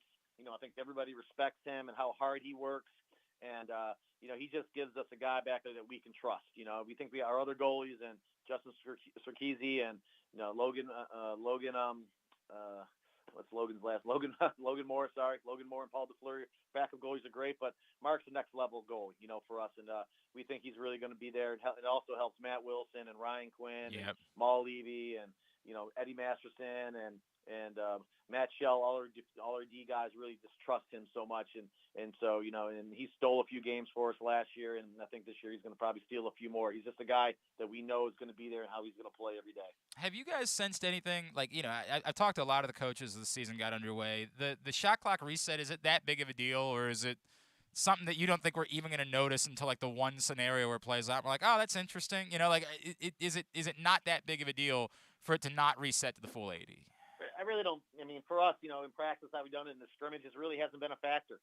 Just the resets, it helps. So it hasn't been a factor into what we've done. So I think you're going to see a couple situations like, you win a face-off, you go down, you shoot it, there's 75 seconds on the clock, the goalie gets a save, and it resets to 60. That doesn't make a lot of sense, but that's what it is. You know what I mean? And so I think you're going to see some scenarios like that, or a shot rings off the pipe, it goes over the crossbar. In that case, it doesn't reset to 60 because it went over the midfield line. It resets to 80 because it went over the midfield line. So they're going to get some of those scenarios that can be a little interesting. But for us, we haven't really noticed it the way we play. I think our guys have done a great job of it, understanding the time and the situations. This is going to be a promise. It's going to trip up your play-by-play guy, and you guys are going to end up making fun of me when you're watching a broadcast back at some point because I'm going to. You got to watch the officials. Look for the pump of the twirl. Well, I heard that it's like a different signal altogether. So you're gonna have to bear with me for a couple games as I screw it up, Paul. Like that's right. the way. MC's there. She's always right, so she'll be right there with you. I told her it was going to be her responsibility. I said, you're the one that's going to have to figure this out. And she was like, I'm going to take a couple games off. And I said, thanks a lot, MC. I appreciate that. Paul, obviously you guys have a championship standard at Stevenson. That's the way that it goes, winning national championships, winning conference championships. How much do you guys talk about that internally? How much do you talk about, hey, this is why you came here, is we're here not to be a team that wins games and we're here to make deep runs towards Memorial Day weekend, and that's what we intend to do with Stevenson lacrosse. I think we just talk about it in our first meeting. This is the standard.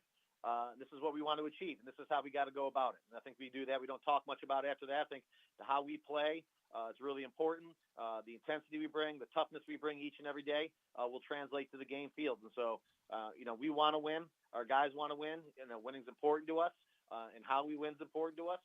I think that guys understand that, and anything less than that is really a failure for us. We're going to try really hard, but we think setting those goals are really important, and in trying to achieve the highest goal in the sport is really important. And so I think our guys understand what we're trying to do, what we're trying to accomplish, and I think that not only helps them while they're here, but also definitely helps them when they leave, and their quality of life and their work and what they do, they put into it.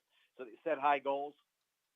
Excuse me. They set high goals and they try to achieve them. That's what we try to do. Our goals high. We hope to achieve that. We hope to be playing in there. But we have 17 really tough regular season games to get through, and we have to play a certain way to do that. And that's the tough part, to be able to play at that high of a level for that long.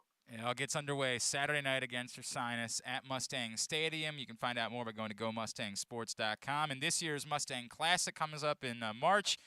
My God, how many more games can you put in this thing, dude? Like, my word, how much can you ask of us for the course of the weekend? Holy hell. I think I can do one more game each day. I was kidding the other day. We can start at like 9 o'clock, and we'll be good to go.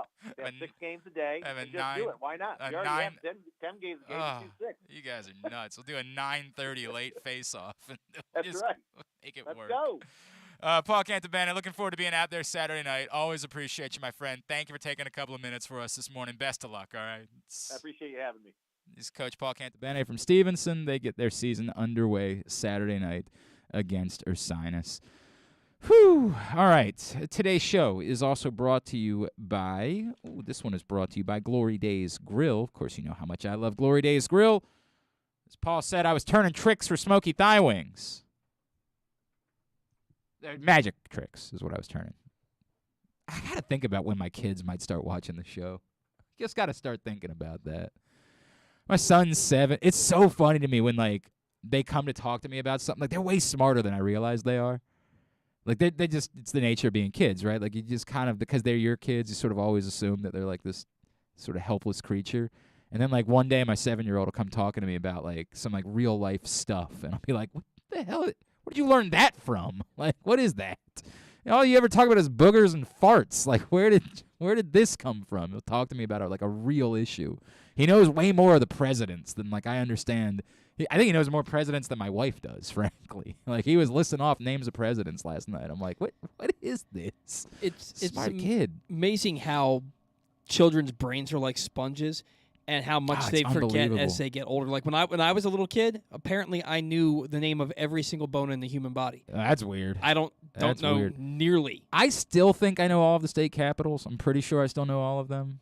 I had to think about that. Like, what's funny is I know like the random ones better than I know the main ones. Like I know Pierre and Bismarck and Montpelier and Concord and things like that, and Wheeling, West Virginia. But like, I'm pretty sure Portland's the capital of Oregon, but if somebody told me it was something else, I'd have no choice but Salem, maybe?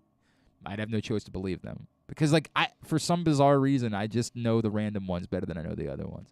And the moral of the story is at some point, my kids are going to start being more in tune with the show, and I'm going to have to think about some of these jokes that I make about turning tricks for smoky thigh wings and things along those lines. I'm going to have to reconsider it. I feel like by the time they're that age, though, they'll know it's shtick, that it's no, like no. You're way off. Like they're gonna. There's like a 5-year period where you can't. They know enough to know, but they don't know enough to be in on it. Like they don't understand. trying to think of exactly when the 5-year period. Somewhere between middle school for sure. Middle school, of course, is the worst time in the history of humanity. Like middle school was for me. It just shouldn't exist. It's an abomination. It's god awful. Like somehow, some way, and I'm convinced it has something to do with just the concept of middle school. It's not just the ages, of course, make it very awkward, but I'm convinced that the concept of middle school makes it worse. Like there's so few people in the school because it's only 3 grades, right? That like you feel like you're entering into real life, but you only have like the vision of a very small group of people, and they're all in this insanely awkward period in their life. Like nobody has any confidence whatsoever. Nobody. It's horrendous. Everything about the concept of middle school is truly horrendous. What if we just don't call it middle school? I don't know why. Extended elementary. But it used to be junior high school. I don't know why we got away from junior high school. I'm convinced that also has something to do with it. The switch from junior high school to middle school, because like our parents had junior high school. We had middle school. And I'm convinced that had something to do with it too. Because middle is such a rough concept too, right? Mm-hmm. Like it feels like you're not really anything when you're in the middle. Like all of it makes it so, everything about it is just so, God, it's an abomination. Jimmy Eat World. The middle, yes, 100%. Take some time, little girl, you're in the middle of the ride. Not a top 15 Jimmy Eat World song, though. That's the shame of it. It's like the most famous Jimmy Eat World song, and it's ironically, it's quite mid. It's quite mid when it comes to Jimmy Eat World songs. Jimmy Eat World has a catalog that people don't give nearly enough respect to. It's insane how many incredible tunes Jimmy Eat World had. Moral of all the story is that smoky thigh wings are incredible, and I'm not really sure how we got from here to there, but don't worry about it. Just enjoy the ride. Smoky thigh wings are amazing. The seasonal menu is still available at your neighborhood Glory Days Grill with the grilled meatloaf sandwich and the house-made meatloaf, the short rib grilled cheese. It's all there. Go try it. Put your order in right now for lunch. Bring some home tonight. GloryDaysGrill.com is the website for you to find out more. Somebody else was mad at me about Disturbed. I'm not telling you that Disturbed stinks. What I'm saying is Disturbed was a niche band. It was if you wanted to make weird noises, and they didn't make classic music that like will stand the test of time. By the way, we're already at the test of time. We're 20 years removed from it. Nobody is holding up The Sickness as a great rock and roll song. It wasn't. It was a niche song that in its moment worked for a group of people. Don't try to pretend like it's something besides that. You're just fooling yourself. It's fine. There's nothing wrong. There's a million of those musicians and bands that have existed over the years that made niche music in a period in which it worked, but overall are not great acts. It's okay. We should be capable of sitting down and acknowledging that and not fighting about it when somebody says Disturbed. Like, if you don't understand why there's a difference between Disturbed and, say, AC/DC, that's on you. One of those is an iconic, eternal, great band. The other was a band that made some music that worked for a little while but is by no means great to any stretch of the imagination. I'm not saying Disturbed is Smash Mouth either. I want to make that abundantly clear. I'm not making them terrible. I'm saying they were what they were. I guess still are. I guess they do still make music at this point. I think that was my point from earlier, is that I feel like they're trying now to make that classic song, and I feel like they're falling flat on their face. It's not going to happen. And all I'm saying you is are who you are. Leave on the horse you rode in on. Yeah, I would tend to agree with that for the most part. Every now and then, the band Spoon just put out a record last week, and I forgot they existed. Of course you did. Why would anybody have remembered that the band Spoon exists? It's unbelievable, this record that they just put out. The song "Wild" on this record is one of the best songs I've heard. All year. Somebody say, "Oh, it's only 2 months long." In a while, it's an incredible song. So every now and then, someone, and Spoon was always fine to me. I actually think they were a decent band for a long time. They just, were kind of, again, mid. This is remarkable. This record they put out last week. Like, it's a cleaner version of a Black Keys record. Like, it sort of removes all the noise and becomes music and still has that sort of feel and vibe that you like. I mean, like, I'm so into this record. And yet, it's Spoon. So every now and then you can kind of become something that you weren't before, you weren't previously. But for the most part, I tend to agree. Stay in your lane. Mm-hmm. Like Justin Timberlake trying to do a country record a few years ago. Like, dude, you're Justin Timberlake. it wasn't as awful as Katy Perry trying to do a reggae record, which is just one of the dumbest things that's ever happened in the history of music. But it was nonsensical. Like, what are you doing? What is this? You don't need to reinvent yourself. You're beloved. Everyone likes your music. Just keep making more of that. Eternally, forever. That's what we were talking about last week with Adele. Like, sometimes it's okay if all of your music sounds similar, if it's unbelievably good. Adele makes unbelievably good music, so when the next record comes out and it sounds like the last record, that's a good thing. Like, yes, more of that, please. Keep doing that. Now, I'm not trying to pretend like Disturbed is Adele. Let's make that very clear. Like, no offense. They'll do a hard rock cover. Yeah, right. Not in the same conversation. Just not the same thing. But I semi-line up with you in that. Like, just do what you do, and the people that like you are going to like you, and the idea that you're going to become something besides that, stop. Come on. It's silly. A lot of the bands that I loved as I was going through adolescence and into my 20s are getting away from the sound that made them so good, in my opinion, and it's annoying me. Okay. Incubus is one of the Incubus. I couldn't tell you what an Incubus song sounded like. I don't know when the last time was that I heard a new Incubus song. Incubus is my all-time favorite band, and they went from singing what I thought were classic alternative rock songs to now just stuff that just sounds whiny to me. 311 is a great example. They also woke up one day and wanted to be a reggae band, and we were like, dude, no. Like, and I get it. Like, the sort of the rap metal thing kind of ended, and so they were like, well, we got to get away from it and do something else. And they were like, well, we'll be a weed reggae band now. We're like, yo, like what? Talk about a band I haven't heard anything from in a long time. Because why would you? What would there be to hear? I mean, it's all. There's a few of these. Weezer is a band. It's a shame what's happened to them. Like, now they've had great commercial success for it, so I'm not going to knock them that. But like, the music is atrocious. I mean, it's just awful. Whereas it still sounds like Weezer to me. No, it's very different. It's very candy bubblegum pop. Like, whereas they actually had an edge earlier on in their career. Like, Say It Ain't So was a real like edgy rock song.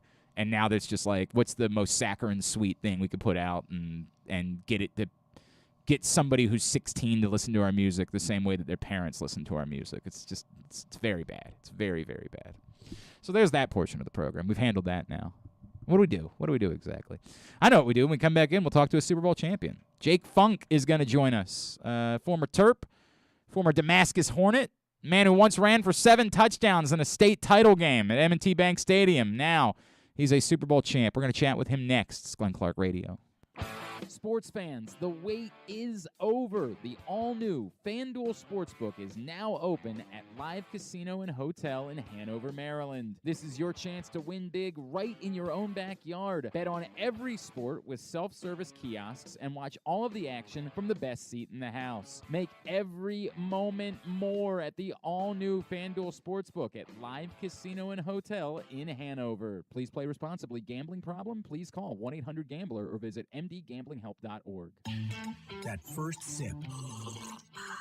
That first bite. Start your day off right with a delicious breakfast at Royal Farms. Choose from a fantastic selection of fresh Royal Farms breakfast sandwiches and top it off with a rich hot cup of the freshest coffee in the world. At Royal Farms, breakfast is available day and night. It's the freshest breakfast in the world. Real fresh, real fast. Royal Farms. After being virtual in 2021, the CIAA Men's and Women's Basketball Tournament is headed to Charm City this February 22nd through 26th. The CIAA is an event that has become a celebration of family, culture, and accomplishments that uplift and strengthen the African American community. See the excitement in person as some of the best college basketball in the country comes to Baltimore's Royal Farms Arena with the CIAA Men's and Women's Conference Tournament. Get your tickets now at CIAAtournament.org. That's CIAAtournament.org. The newest edition of Press Box is available now. On the cover, we celebrate the 20th anniversary of Maryland men's basketball's 2002 NCAA Tournament Championship, as Gary Williams reflects on how the program rose from the ashes of NCAA sanctions to the pinnacle of the sport, and why his perspective of the title run has changed now 2 decades later. Plus, Juan Dixon, Lonnie Baxter, and the rest of the team relive the moments that ultimately led them to cutting down the nets in Atlanta. Press Box is available for free at over 500 area locations, including 60 Royal Farm stores. And you can always find the entire edition, as well as the best daily coverage of the Orioles, Ravens, and Terps at PressBoxOnline.com. The Toyota Tacoma comes in a wide range of models and trim lines. You can choose the perfect Toyota to reflect your unique personality and driving habits. Check out buyatoyota.com for deals on new Tacomas from your local Toyota dealer today. If you miss anything, don't forget that you can find whole shows later on Spotify, Apple, or Amazon Podcasts. It's Glenn Clark Radio. All right, back in here on GCR. Today's show is also brought to you by Simply the Bets. Every Wednesday, 11:30 a.m., brought to you by FanDuel Sportsbook at Live Casino and Hotel Maryland. Simply the Bets gets you ready for the week in betting every Wednesday morning at 11:30 a.m. If you missed yesterday's show, you can find it right now, facebook.com/PressBoxSports. Click on the videos tab or go to youtube.com/PressBoxOnline. Man, we've caught up with this guy a number of times over the years. I, of course, was on the call when he ran for 7 touchdowns at M&T Bank Stadium as Damascus won the state title. He, of course, went on to have a great career at Maryland, and now he will forever be able to declare himself a Super Bowl champion. It is a pleasure to welcome back into the program Mr. Jake Funk, who's with us now here on GCR. Jake, it's Glenn and Paul. It's great to chat with you, man. Thank you so much for taking the time for us, and congratulations, my friend. Thank you so much, and thanks for having me. Absolutely, dude. First, my first question is, how in the world are you sober and awake at this hour after that party yesterday?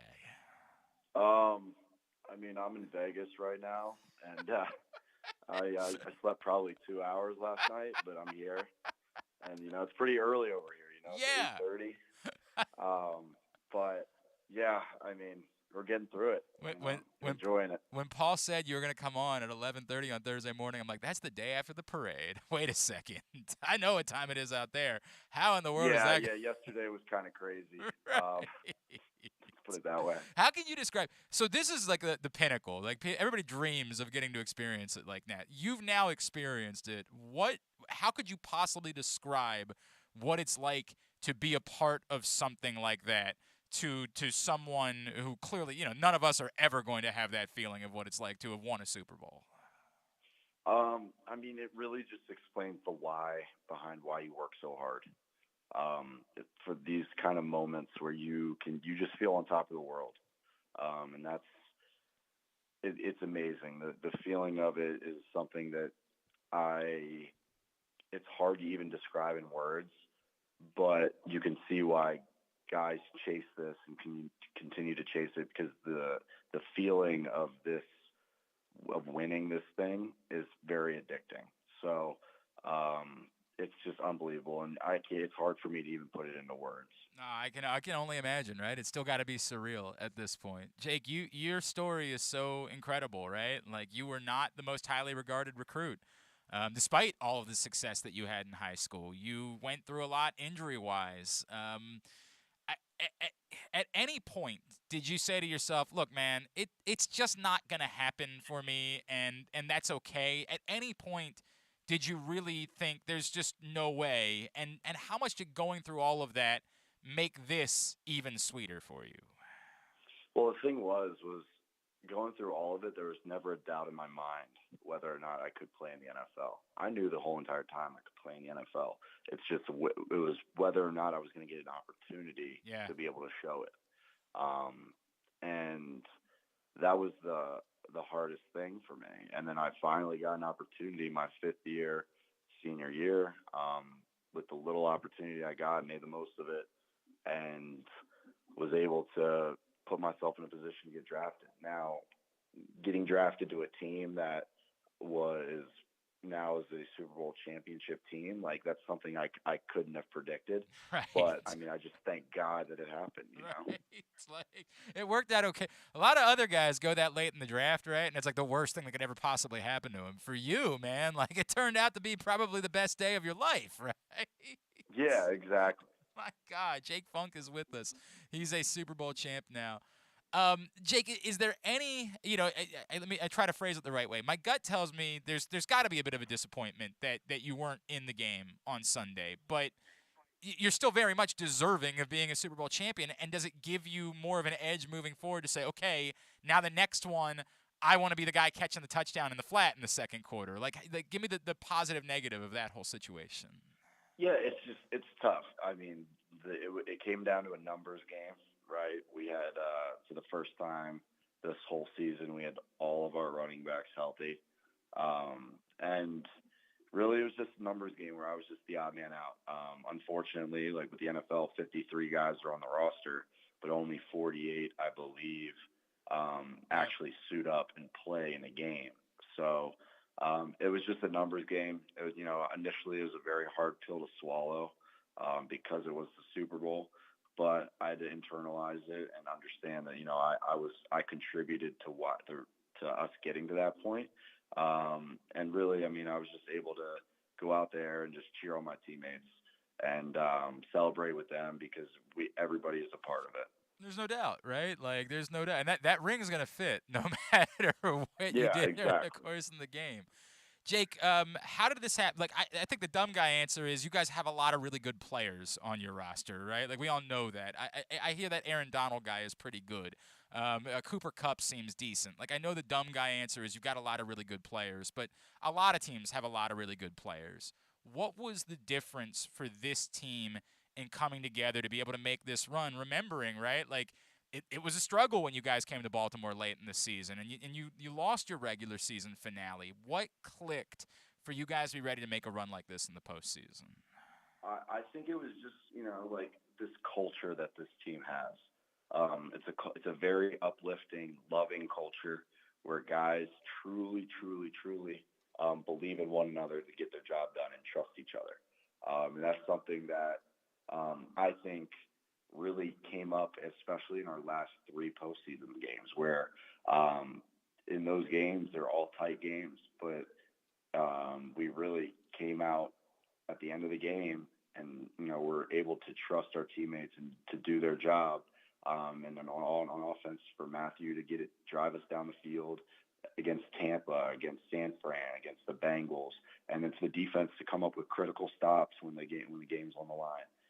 So there's a culture here of guys just believing in one another, trusting each other to do their job, and understanding that in a quiet confidence that we were the best team in the whole world to begin with. Yeah, was the conversation like that to begin the year, Jake? Were you guys talking openly about winning this? I mean, we all saw the roster that was put together. Was that a conversation that you guys were having out loud at the beginning of the season, during the course of the season? Oh, yeah. I mean, it's always a team goal, right, in the beginning of the year is to hold that Lombardi trophy. But as we got closer to the playoffs, I mean, it was just this quiet confidence that this team had where it was like, okay, we have all these stars. We have all these great players. We had a quiet confidence that we were going to roll into a game, handle our business, and leave. There was always that quiet confidence, and that's something that I think separated us a little bit. That we understood that we had these star players, and we understood what our team was capable of. All we had to do was just go out and play like it. I don't want to. My intent with this is not to make you cry. All right, Jake. I want to lay that out there, but I remember talking to you at the beginning of the draft process, and even before then, even when you were still at Maryland. And you were among the guys who talked about, I want to live out my own dreams, but I also want to live out Jordan McNair's dreams moving forward. And I remember you telling me that. And I remember seeing your cleats that you wore for the Jaguars game this season to lift him up. How much did you think about Jordan as you guys were making this run? And did you have a moment at all on Sunday where it hit you that, like, you really are living this out for him? Yeah, I mean, he's a big reason of why you play the game now. for me at least, because he was a guy who was one of my college teammates, a guy who I sweat, bled, and cried with in the walls of the University of Maryland football facility. I mean, he's a brother to me. So when you lose a brother, I mean, it's tough. And I mean, when I was, playing out there on Sunday, you do think about that. You do think about how this is what he would love to see. He's probably looking down, really, really proud. And that's, the biggest thing that I could say. And, I do 100% thought about it during the game. It's very, very, very humbling. It brings me a lot of peace. Bro, that gave me goosebumps, man. That really did. That legitimately gave me goosebumps. That is a special thing, and I know how special his family is, and I can only imagine what it meant to them to see you to be able to celebrate like that after winning the Super Bowl. Just another couple of minutes here with Jake Funk. He is a Super Bowl champion now. Jake, did you have any other moments like afterwards, a phone call, a text, something that like meant the most for you, for someone that maybe, everybody sees the parade and everybody sees you smoking a cigar in the locker room afterwards, but was there a private moment maybe that you shared with someone, a former coach, whoever it might be, that like really hit you afterwards as being particularly meaningful? It's really just seeing my family. That's the biggest thing. My parents, my brothers, they supported me throughout everything, and being able to like FaceTime my family and, FaceTime my little cousins and, see how proud of me that they are. My one little cousin has a little like makeshift Rams helmet and hasn't taken that thing off since he won the Super Bowl. Wow. It's just like little things like that, man, where like you just appreciate all the people that have truly supported you and wanted you to succeed, and have supported you when, you weren't getting any recognition, and now when you are getting a lot of recognition as a Super Bowl champion. People that have been in there through and through, and that's really just been the most memorable thing for me, is just being able to talk to those people and thank them, as well as be able to see how I have affected them in a positive way. Oh, that's cool. That is so freaking cool, man. Did you? We saw the Bengals kicker didn't go back to the locker room at halftime. Being inactive on Sunday, did you at all think about maybe trying to pull off a stunt like that where you could hang out and watch the halftime show? I did watch that. Oh my God, you did! Yeah, all of our inactive guys were able to go out on the field. Inactive and IR guys were able to go out on the field and watch it. Dude, how cool was that? Yeah, it was so cool. Definitely a cool experience. I mean, obviously would have rather been playing, of course. Definitely a cool experience. I feel like that's an all-time spin zone, though, right? Like, if you're going to have to be inactive, at least you got to hang out and watch one of the greatest halftime shows of all time, right? Yeah, exactly. Like, did you have any conversation about how did that go? Did you have to ask for permission, or did like somebody come tell you? Like, how did that play out? Yeah, I mean, it was just like, you guys can go out there and watch it. And we were all like, are you sure? And like, they're like, yeah. Okay. Yeah, right. You don't have to tell me twice. Like, My God, you get to watch Eminem do "Lose Yourself" in front of sure. You gotta really twist my arm to go out and experience something like that. Yeah, exactly. Did you keep anything from the game? So when the Ravens won the Super Bowl in 2012, I went back down. I had this I was at the stadium hours later, and I had this like bright idea. I'm gonna go back downstairs and see what's left in the locker room and down on the field to take. To have for the rest of my life from this moment. And then Vontae Leach had already stolen all of it. Like, he had already literally taken everything down, all of the signage, everything, in order to take it with him. Were you able to get any like mementos from the game itself for you to take back to either give as gifts or to keep eternally? Oh yeah. I mean, I kept the Super Bowl towels. I kept 2 Super Bowl towels. I got a handful of confetti. Nice. That I shoved in my bag. Yep. What else did I get? We were able to get our jersey. We were able to get our nameplate on top of our locker. Nice. And then all of our sweatsuits. We got a lot of memorabilia. But really, for me, the towels and the confetti were the 2 that I was like, all right, I'm gonna like sneak these out of here. By the way, the confetti goes. I grabbed so much confetti when I was in there. It goes such a long way because like it's such a small thing. You give someone like one piece of confetti, and it's nothing, but yet people feel like you're giving them a real like legitimate gift because they like love you, they love the team, whatever it is. Like the confetti goes such a long way in gift giving. It's one tiny piece of confetti. How much of it are you keeping for yourself, and how much are you giving away? I really, honestly, haven't even thought that much through. I get it. I mean, I just have been completely you've been in a blur state of mind the last couple days. I really want to say, how did you end up in Vegas? And I'm hoping the story is like, I don't even know. Like, I'm just hoping. I mean, it was just like, all right, we got done the parade. What do you guys want to do? All right, we're going to Vegas. But I'm here with about like 20 to 25 of my teammates. That is so awesome. Oh, yeah. That's so cool, man. I guess you do whatever you do, right? And I'm hoping that you have a 10-year career. You know, that you win a bunch of these. But like the realization that you will always be in the small percentage of human beings that will get to have experienced this and know what it feels like, dude, that's unreal, man. Like that is so unreal. Jake Funk, we're so happy for you, bro. I mean, that's so cool. Thank you guys so much. Can I get one in real quick before Weddle, man, him showing up and doing what he did for you guys when he got into the playoffs. Can you put into words real quick before we let you go what that meant? Yeah, Eric Weddle is the man. Let's put it that way. He is he's an absolute legend in all of our eyes. I mean, the guy tore his pec in the first quarter and played the whole Super Bowl. And just what a guy, what an overall great man, great human being, a guy who just, came into our locker room and just immediately boosted our team, and a guy who just works his tail off like nobody's business. I mean, he pretty much lives in the facility. He's the earliest one there and the last to leave. Like, he might as well just have a bed. I could go on and on about that guy, but just really, he's just an amazing human being. And a hell of a football player. That's so cool. Jake Funk 34 on Twitter and Instagram. That's how you follow him. Jake, congratulations, man. So happy for you.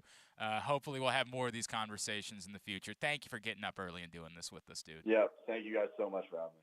Jake Funk, Super Bowl champion for the L.A. Rams, and, of course, former Terp, former Damascus star, and great story. Incredible story. Everything he's been through, 2-star recruit, multiple major surgeries during his career, had to grind it out just to get a crack at the NFL, nearly went undrafted.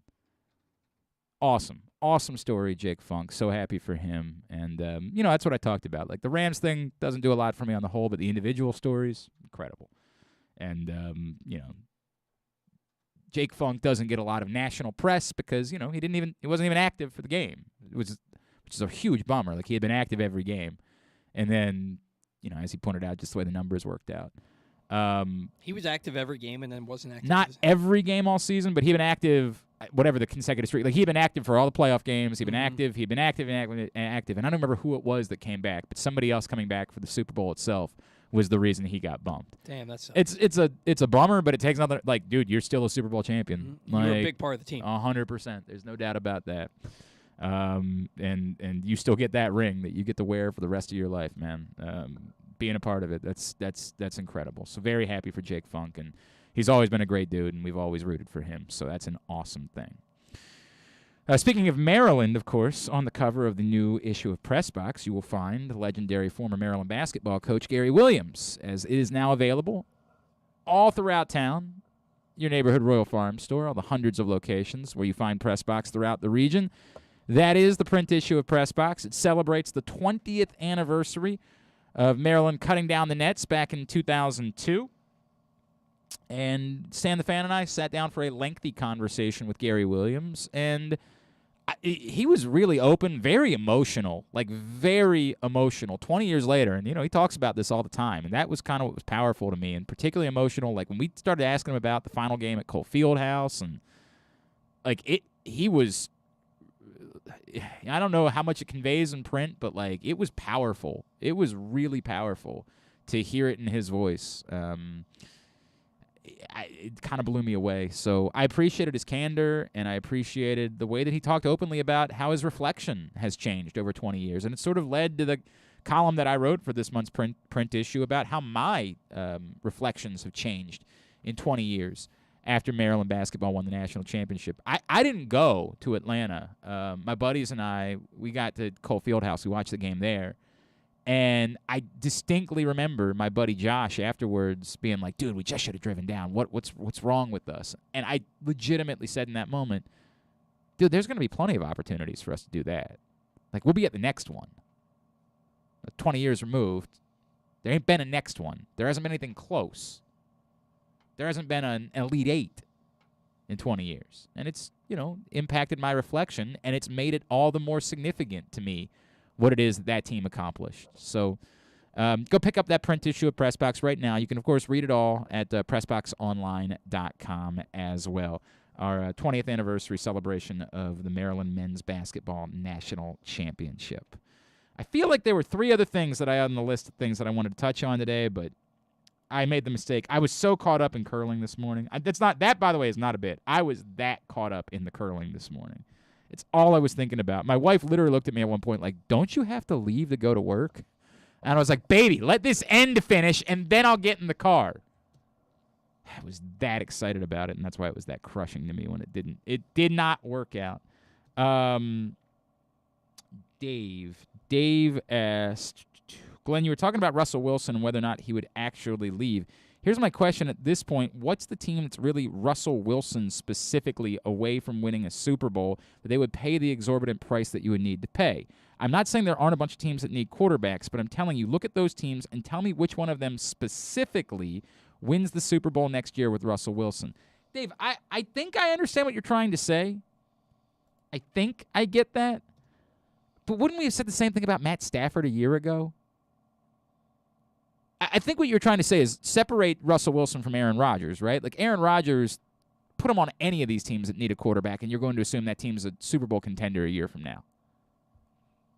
I'm trying to think of who.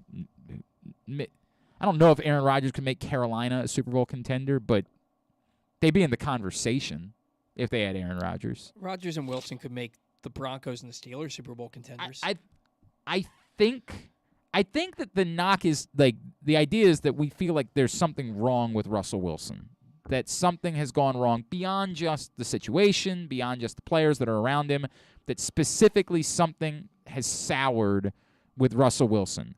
And maybe it's in relation to, and this is maybe the Kyler Murray conversation, that we put a limitation on what we believed Russell Wilson could be because of his size, right? Mm-hmm. Like, we began with that. We always thought there was going to be a limitation. And now, as he gets older and some of his other skills, erode is the wrong word because he's very skilled. He's still he's very mobile. I don't know what the right word is, but he's not the same as he was in 2014, for example. In 2022, that issue becomes more prevalent, right? I don't know if I agree with that. To your point, and this is the thing I'll say about Pittsburgh was literally missing one thing. A quarterback. So is the question, is it worth it? You had negative quarterback play a year ago. Their argument might be, we think we can get away with Kirk Cousins just not having negative quarterback play. If we can just get average quarterback play, given the roster we put together, we think we can do something with that. And so if that's the case, why are we trading extraordinary capital in order to get Russell Wilson? And there might be something to be said for that. I think that his point is more like, if you stuck Russell Wilson in New Orleans right now, could they win the Super Bowl? I don't know. He's got to go somewhere where there's no offensive line. He's still deadly accurate, but that would make New Orleans a strong argument, right? Yeah. Like New Orleans has an excellent offensive line. They would still. I would think it would require there being, like, you got to figure out what the hell the Michael Thomas situation is. You know, that sort of conversation went away completely. I think if you give Michael Thomas Russell Wilson, he probably falls in line a little bit. Probably, but the whole thing is just very weird, right? Like, it's just very weird. I don't know what to make of that. Yeah, I mean, I do. I think that Russell Wilson could make the Saints a Super Bowl contender. So I guess you would have to tell me who of the teams that need quarterbacks do you think he couldn't make a Super Bowl contender? Like, if you want to say you don't think he could make Houston a Super Bowl contender, well, I don't think Aaron Rodgers could make Houston a Super Bowl contender, honestly. I think Aaron Rodgers could win in Houston because he's Aaron Rodgers, but I don't think anybody can make Houston a Super Bowl contender. Who else? Who else needs a quarterback that... All the other teams that I can think of, Denver, Pittsburgh, Minnesota, New Orleans, I think that he makes them a legitimate contender. I think Denver, Pittsburgh, Minnesota, New Orleans are all a step above. I guess my response would be it's the same either way. I don't think there's a team that Aaron Rodgers can truly make a Super Bowl contender that Russell Wilson couldn't. Right. I think there are teams that I think if Aaron Rodgers went to Carolina, they could be a threat to do some things. I don't think they're a Super Bowl contender, right? I think that you would start listing them as a Super Bowl contender because Aaron Rodgers was there, but I don't think they'd legitimately be a Super Bowl contender. So, no, I don't think Russell Wilson. I think that Aaron Rodgers could get more in Carolina than Russell Wilson could. I think Aaron Rodgers could get more in, say, Washington than Russell Wilson could, but I don't think either one of them could make that team a Super Bowl contender. I don't think they could make Washington a Super Bowl contender, but Carolina with that defense, if Christian McCaffrey's healthy with the receiving core that they have, they could do some damage there. I think. I think Carolina just has this stigma, but they have some players down there.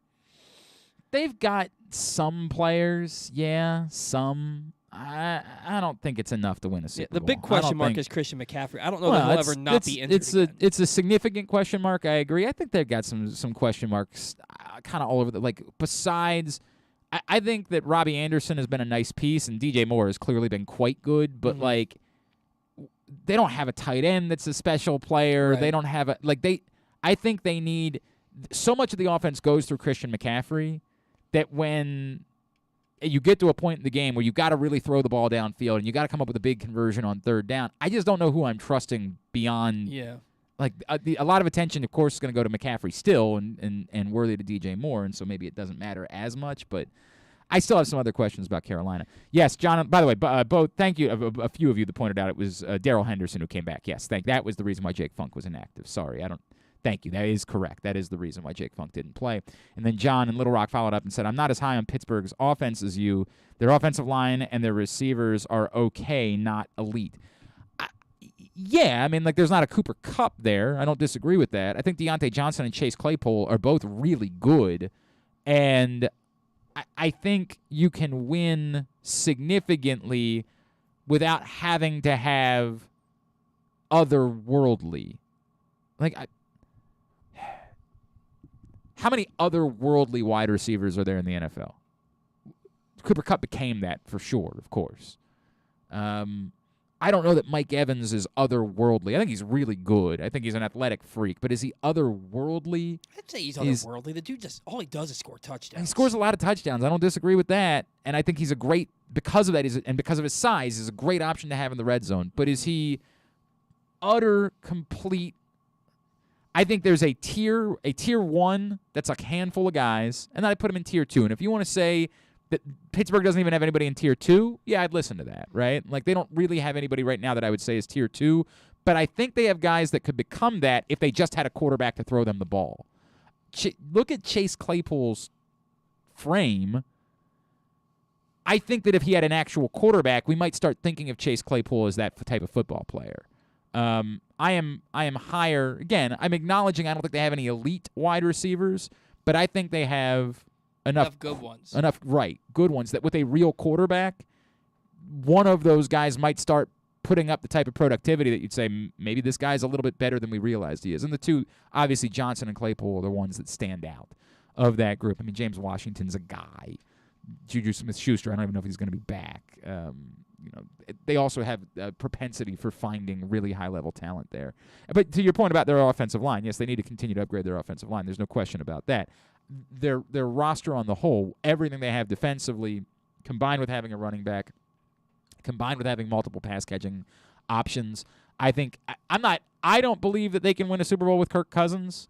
I think they can win enough with Kirk Cousins. They won a lot, and they didn't have a quarterback. Give them any competent quarterback, I think they can win a little bit more than that. I don't think they can win a Super Bowl with Kirk Cousins, though. I think they would need, if they want to win a Super Bowl next year, it would have to be Rodgers or Wilson or, in some bizarre-ass world where they're the team that gets Kenny Pickett and Kenny Pickett's just immediately Josh Allen or something like that, right? That's the only scenario by which I think they could win a Super Bowl. And from Joe says, Glenn, thank you for having Jake Funk on this morning. I feel like his story needs to be told to more young athletes who go through tribulations. Yeah, it's a great story. Great story, Jake Funk. Let's get a tidbit. Tidbit of the day brought to you today by Live Casino and Hotel. Always the place to be for big events is the FanDuel Sportsbook at Live Casino and Hotel Maryland in Hanover. Plus, you can win your share of $10,000 cash just by signing up for Live Rewards. New Live Rewards members can also receive up to $20 free play just by signing up. Sign up by March 31st. Cash drawings are on April 1st at Live Casino and Hotel Maryland. What we got? All right, so I was thumbing through some stats last night trying to come up with something for this segment when I stumbled upon something I found quite interesting. Did you know that in Ravens franchise history, 8 different players have returned a kickoff for a touchdown in the regular season? Jacoby Jones paces the field as the only player with more than one, having returned 4 kicks for touchdowns. Nobody else has done it more than once. But that's not the most interesting part. The most interesting part is that Jermaine Lewis is not one of those players. He never returned a kickoff for a touchdown in the regular season. He returned 6 punts for touchdowns, but never a kickoff. Interesting. His kickoff return touchdown Super Bowl 35. This is very random. We got to try to lock tidbit back to like things that we're talking about during the course of the show. We'll do it. I'm saying we're not going to do it. We just got to try to tie that back together a little bit. There's not really much going on. What am I going to do? A tidbit about curling? You absolutely should do a tidbit about curling. Curling is very important, Paul. There's no doubt about that. It's very important. You've been saying how much you don't care about the Olympics all week. I've been talking about curling specifically. Okay, I will try and find a curling tidbit for tomorrow. I'm not going to be talking about curling tomorrow. I don't know. Maybe. We'll see. Go ahead. Anyway. All right. Well, now I don't even want to do Just stop it. Go finish it up. In Super Bowl history, 10 players have returned a kickoff for a touchdown, Desmond Howard's being, of course, the most famous as it helped him become the MVP of Super Bowl 31. Yep. Aside from Jermaine Lewis, can you name the other 4 players to return a kickoff for a touchdown in the Super Bowl since 2000? So, Jacoby? Jacoby Jones in Super Bowl 37. No, is the answer after that. I have no idea who else returned it. That's my lord.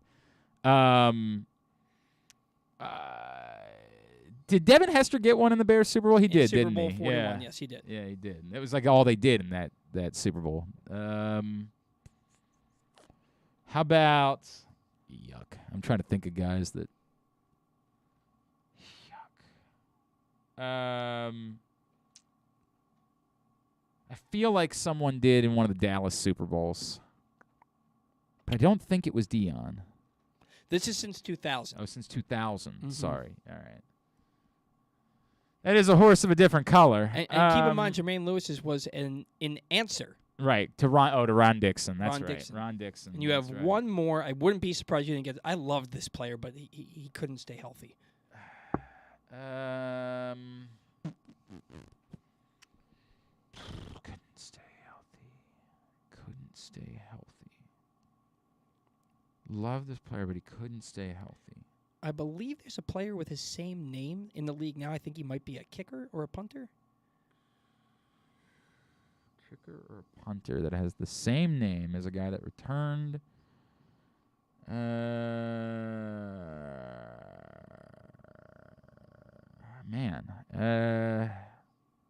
I'm sorry. He's a wide receiver. He's a wide receiver. He's a wide receiver that has the same name. No, he is a punter. He is a punter. He's definitely not a wide receiver. What punter? All right, hang on a second. It's not Andy Lee. It's not Sam Cook. It's not Tress Way.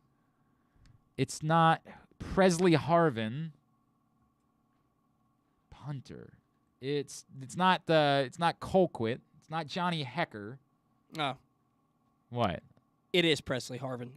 No, because it was Percy Harvin. Percy Harvin. Yeah, different, similar name, but very similar here, name. I put in Percy Harvin the third, and it put up both of them, and it just said Percy Harvin third next to Presley Harvin. Presley Harvin is the Steelers punter. Percy Harvin was the. He did it in Super Bowl 30. I guess that makes sense. They scored a lot of points. I definitely there was people that cared about Florida football thought that Percy Harvin was a massive deal. Like, thought he was just going to be the biggest star of all stars. I love Percy Harvin. He was a stud, but he had the concussion issues. I can't separate him from this bizarre moment I had in my broadcasting career. So I didn't know this guy well, but when I was working down at 106.7 and 99.1 in D.C., they had a producer named Robert Bodie, I believe was his name. And everybody seemed to like him. He seemed like a nice guy. I didn't really get to know him at all, but he was the producer of the afternoon show. And whenever there was like legitimate breaking news, they would it would be the anchor's job to say, hey, let's hit the breaking news sounder, and I'll break in with this breaking news, right? And, I got to figure out because it was, Jesus, I got to pull up Percy Harvin's Wikipedia page now and figure out. He was traded at some point during his career. And I got to figure out exactly what the story was of where he was traded to and when. So I can do this math. I'm a capable individual. He was traded in October of 2014. He was traded to the Jets. So we already knew at this point that Percy Harvin was not, like, he was just a guy at this point in his career. So I have this maniac come flying into the update studio.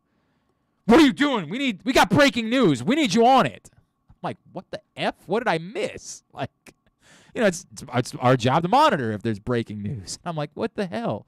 And so my buddy Chad Dukes, who was the afternoon show host at the time, he hears this like commotion and he's like, what breaking news is there? And he was like, Percy Harvin just got traded.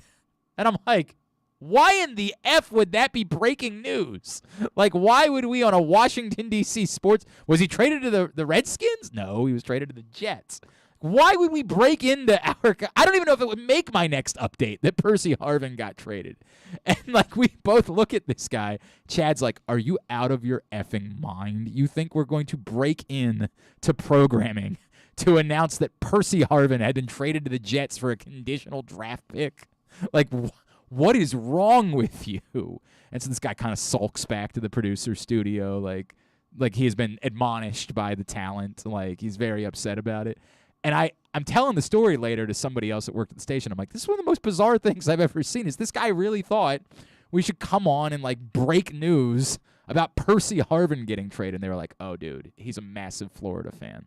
Like, he just there are people that when you're a fan of something, you lose concept, you lose thought for what they actually are because you just like them that bad. And people, like, I talked to, like, Rita loves Florida. I've talked to other Florida, they just loved Percy Harvin so much that they are convinced. When he was teasing 2 years ago that he wanted to return to the league, there were legitimately people that love Florida like, this guy can still be a game changer. You're like, dude, what is the disconnect? Hasn't played in 5 years. What is the disconnect here? And Rita certainly wasn't one of those people. But, like, it's wild to me the way that people embrace somebody and just don't have no connection to what they actually are whatsoever. I'd probably feel that way if Barry Bonds came back. That's a different thing. Barry Bonds was a highly successful, was one of the greatest baseball players 50. Of all time. No, he's certainly, you'd be wrong, but like we already knew the answer on Percy Harvin. Yeah. Like, it was over.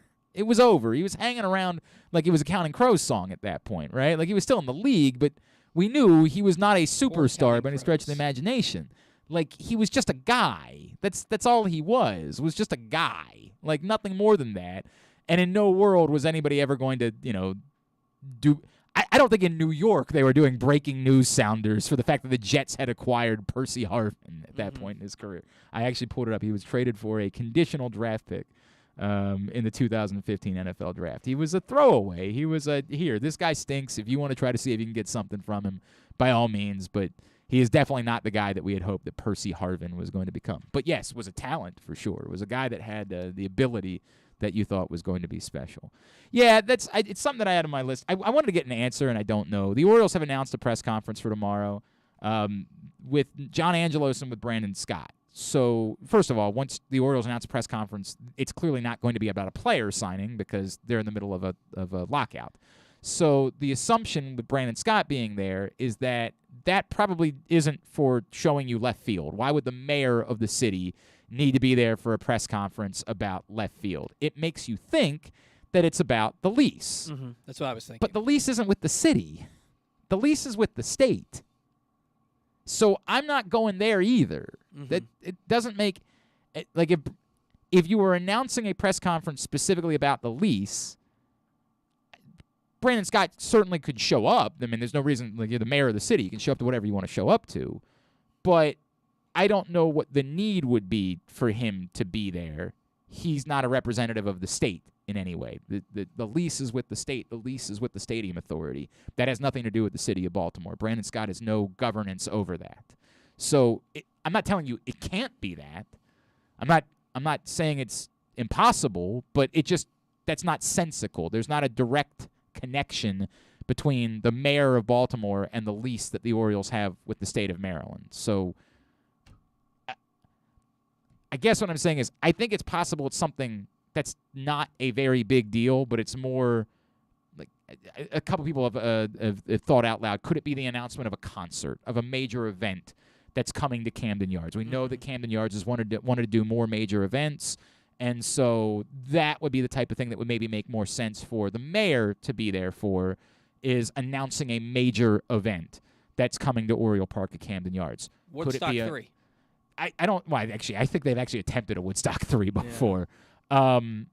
Could it be that they're announcing they're going to try to play a football game at Camden Yards? That's in reconfiguring left field. They've done the math, and they could now fit a football field in at Camden Yards, and they want to announce that. Like, okay, but I would think they would announce that, like, football coaches would be a part. I don't know is the answer. And that's part of the reason why I'm just wildly speculating. The first couple things I saw were, well, the mayor would only be there because of the lease. Well, the mayor has nothing to do with the lease at all. Nothing. It's between the Orioles and the state, the lease. So he can be there. Again, it doesn't guarantee that's not what it is. He can be there for whatever reason he wants to be there, but the conclusion that you're announcing a press conference with the owner of the team and the mayor means it's got to be the lease. Well, no, that actually doesn't make sense. But again, we just don't know. We don't know why it is the Orioles are holding a press conference tomorrow, but either somebody will report it between now and then, or we will find out tomorrow. And my gut is, if nobody reports it between now and then, it is because it's not something as significant as the lease. It is because it's more like we're announcing a partnership with the city to do blank, whatever it is, which is lovely, and there's no problem with that whatsoever. We'll find out. We're speculating for speculation's sake, and I get that. When something like this gets announced, you want to believe it's something amazing and cool, and that's what you're hoping for. And why would you have a press conference if it's not something amazing and cool? By the way, I like concerts too, for the record. Like, if it ends up being a concert, I'm cool with that. I didn't go to the Billy Joel concert because I was out of town that week, but I would have if I had been home. Like, I'm all for there being more concerts at Camden Yards. How about a reunited Outcast playing at Camden Yards this summer? I'd love that. It'd be the greatest moment. Be the greatest moment in the history of humanity. Like, let's make that happen. Maybe it's the they bring the Dr. Dre, Snoop Dogg, Eminem, Mary J. Blige world tour to Camden Yards this summer. Hell yeah. All in for that. I'm living for it. Totally Tubular, brought to you by the CIAA tournament. That's a major event that's coming to Baltimore. I'm pretty sure the mayor was there when they announced that one. Love that. CIAAtournament.org in order to get your tickets. It's going to be an incredible event throughout the course of the city. You're going to want to be a part of it and experience what a cultural phenomenon the CIAA is. It starts next Tuesday, the 22nd through 26th at Royal Farms Arena. Make it happen. Yeah. Yes, Brian Powell concert event. Yeah, that's what I think. And John Little Rock. Maybe it's an initiative to partner with the city to do what? Yeah, whatever it is. That's to do something. And I like that. I like the Orioles being involved civically. Whatever it is. We're spending too much time because we're just speculating about all of this. We just don't know. We don't know is the answer. We don't know. All right. Here's what's coming up tonight. Totally Tubular. I've mentioned it a few times this week. Huge game for Towson tonight. They take on UNC Wilmington, 6 o'clock on CBS Sports Network. Big game. Top two teams in the CAA getting together tonight. You should tune in for that. The Maryland women host Ohio State, 8 o'clock on Big Ten Network. Mount St. Mary's is at home at 7 against St. Francis Brooklyn on NEC Front Row. Big Ten Hoops this afternoon. This is a makeup game. Minnesota Penn State at 4 on Big Ten Network. The U.S. women's soccer team in action tonight at 11 for the She Believes Cup against Czech Republic, or Czechia, as I learned. That's on ESPN. The Daytona Duels tonight at 7 on Fox Sports 1. The rest of college basketball, find at glennclarkradio.com. Capitals Flyers at 7 on NBC Sports Washington+. NHL Network for Kraken Jets at 8. NBC Sports Washington for Wizards Nets at 7:30. TNT's got Sixers Bucks at 8:30. Round 1 of the PGA's Genesis Invitational at 4 o'clock on the Golf Channel. I guess the word is that the Saudi thing is like official. They've got 20 players, and that's what they wanted in order to announce it, so they're going to announce it here in the next month. It's very weird. I don't care enough about golf to care all that much, but certainly, even as an outsider, everything about it. There is this bizarre... Forrester tweeted out a quote from Phil Mickelson, who, like, openly admits that what he's doing is awful. He's like, I hate this. I don't want to do it. They're murderers. We don't like them. But he's signing up for it anyway. He's like, because I want to get one over on the PGA Tour. Like, dude, this is a weird bit. Everything about this is a really weird bit. I just don't care enough about it to care. Olympics, of course, tonight on USA, NBC, and CNBC, and WWE Network for NXT UK this afternoon at 3. Non-sports highlights. On Jimmy Kimmel Live tonight, Ringo Starr and Shaun White are going to be on at 11:35. You have the continuation of the Jeopardy National College Championship at 8 o'clock on ABC. Jersey Shore Family Vacation at 8 o'clock on Maybe MTV. Ringo Starr is coming to Camden Yards. Maybe that's what this is all about. And he's Maybe that's announcing what it on is. Jimmy Kimmel Live. It's a reunion of Paul McCartney and Ringo Starr to play a tour this summer. I'm all for it. With holograms of... Yeah, I don't want that. I'm out on the holograms. No. But I'd be down for that. I'd be down for Paul and Ringo playing together. The season finale. For some reason, I thought last week was the season finale, but tonight's the season finale of Peacemaker on HBO. They did Max. announce they picked it up for a second season, though. Oh, that's which awesome. is good news. Yeah, it was good news. I good like show, that show. Good yes. show. I And like it. some other stuff and things. I watched. What did I? Oh, I watched that. What was that Kristen Bell show on Netflix? The girl in the window with the girl across the street or something like Don't that. Be a Menace to South Central. Yeah, it had an Introduced in the Hood. insanely long title that you're like, what are you doing here? And at some point it went from being a thriller to attempting to be a comedy, but like it wasn't really funny. It was everything about it was really effing bizarre, man. But it kept me. You know, it's difficult for me to quit things. I stayed with it, and the twist leaves you you hate it. You hate the twist is shocking, and then you realize you hate it, and then you realize like they want you to hate it. Like it's so effing bizarre. If you haven't started, I'd recommend you not. It's fine. Like the concept was sound, but it's just not enough of anything for me to say it was good. It wasn't funny enough to be funny. It wasn't enough of a thriller, like to work as a thriller. It was crazy, but that's about all it was. I would stay away. I would just stay away from it at that point. All right, thanks today to, boy, what a show. Thanks to Jake Funk. Thanks to Paul Cantabene. Thanks to Keith Law. Thanks as well to John Klausmeier. We'll get all that up in the greatest hits section of the Archives. tab at glennclarkradio.com. On the program tomorrow, what are we doing tomorrow? I know I booked something for tomorrow. Oh, the new athletic director at Towson University, Dr. Stephen Eigenbrot, is going to join us tomorrow, hopefully talking about a big win. I know he's going down to Wilmington for the game tonight, and stuff and things. I got some things in the works I'm working on. Ooh, some things in the works, some irons and fires, as we like to say. My favorite band in college is Irons and Fires. Looking forward to them being on the show. It's not a real band, Paul. It's definitely not a real band. All right. Thanks to everybody at PressBox, all of our great sponsors and partners, including our friends at Glory Days Grill, Royal Farms, CIAA Tournament, Grade 8's Memorabilia, Live Casino and Hotel, Underdog Fantasy Football, Blue Line Canine, your local Toyota dealer, buyatoyota.com. Thanks to Paul. Follow him on Twitter, at Paul Valley III. Follow us on Twitter and Instagram, at Glenn Clark Radio. Have a great Thursday night. Go Towson. Go Maryland women. Duke sucks. Ohio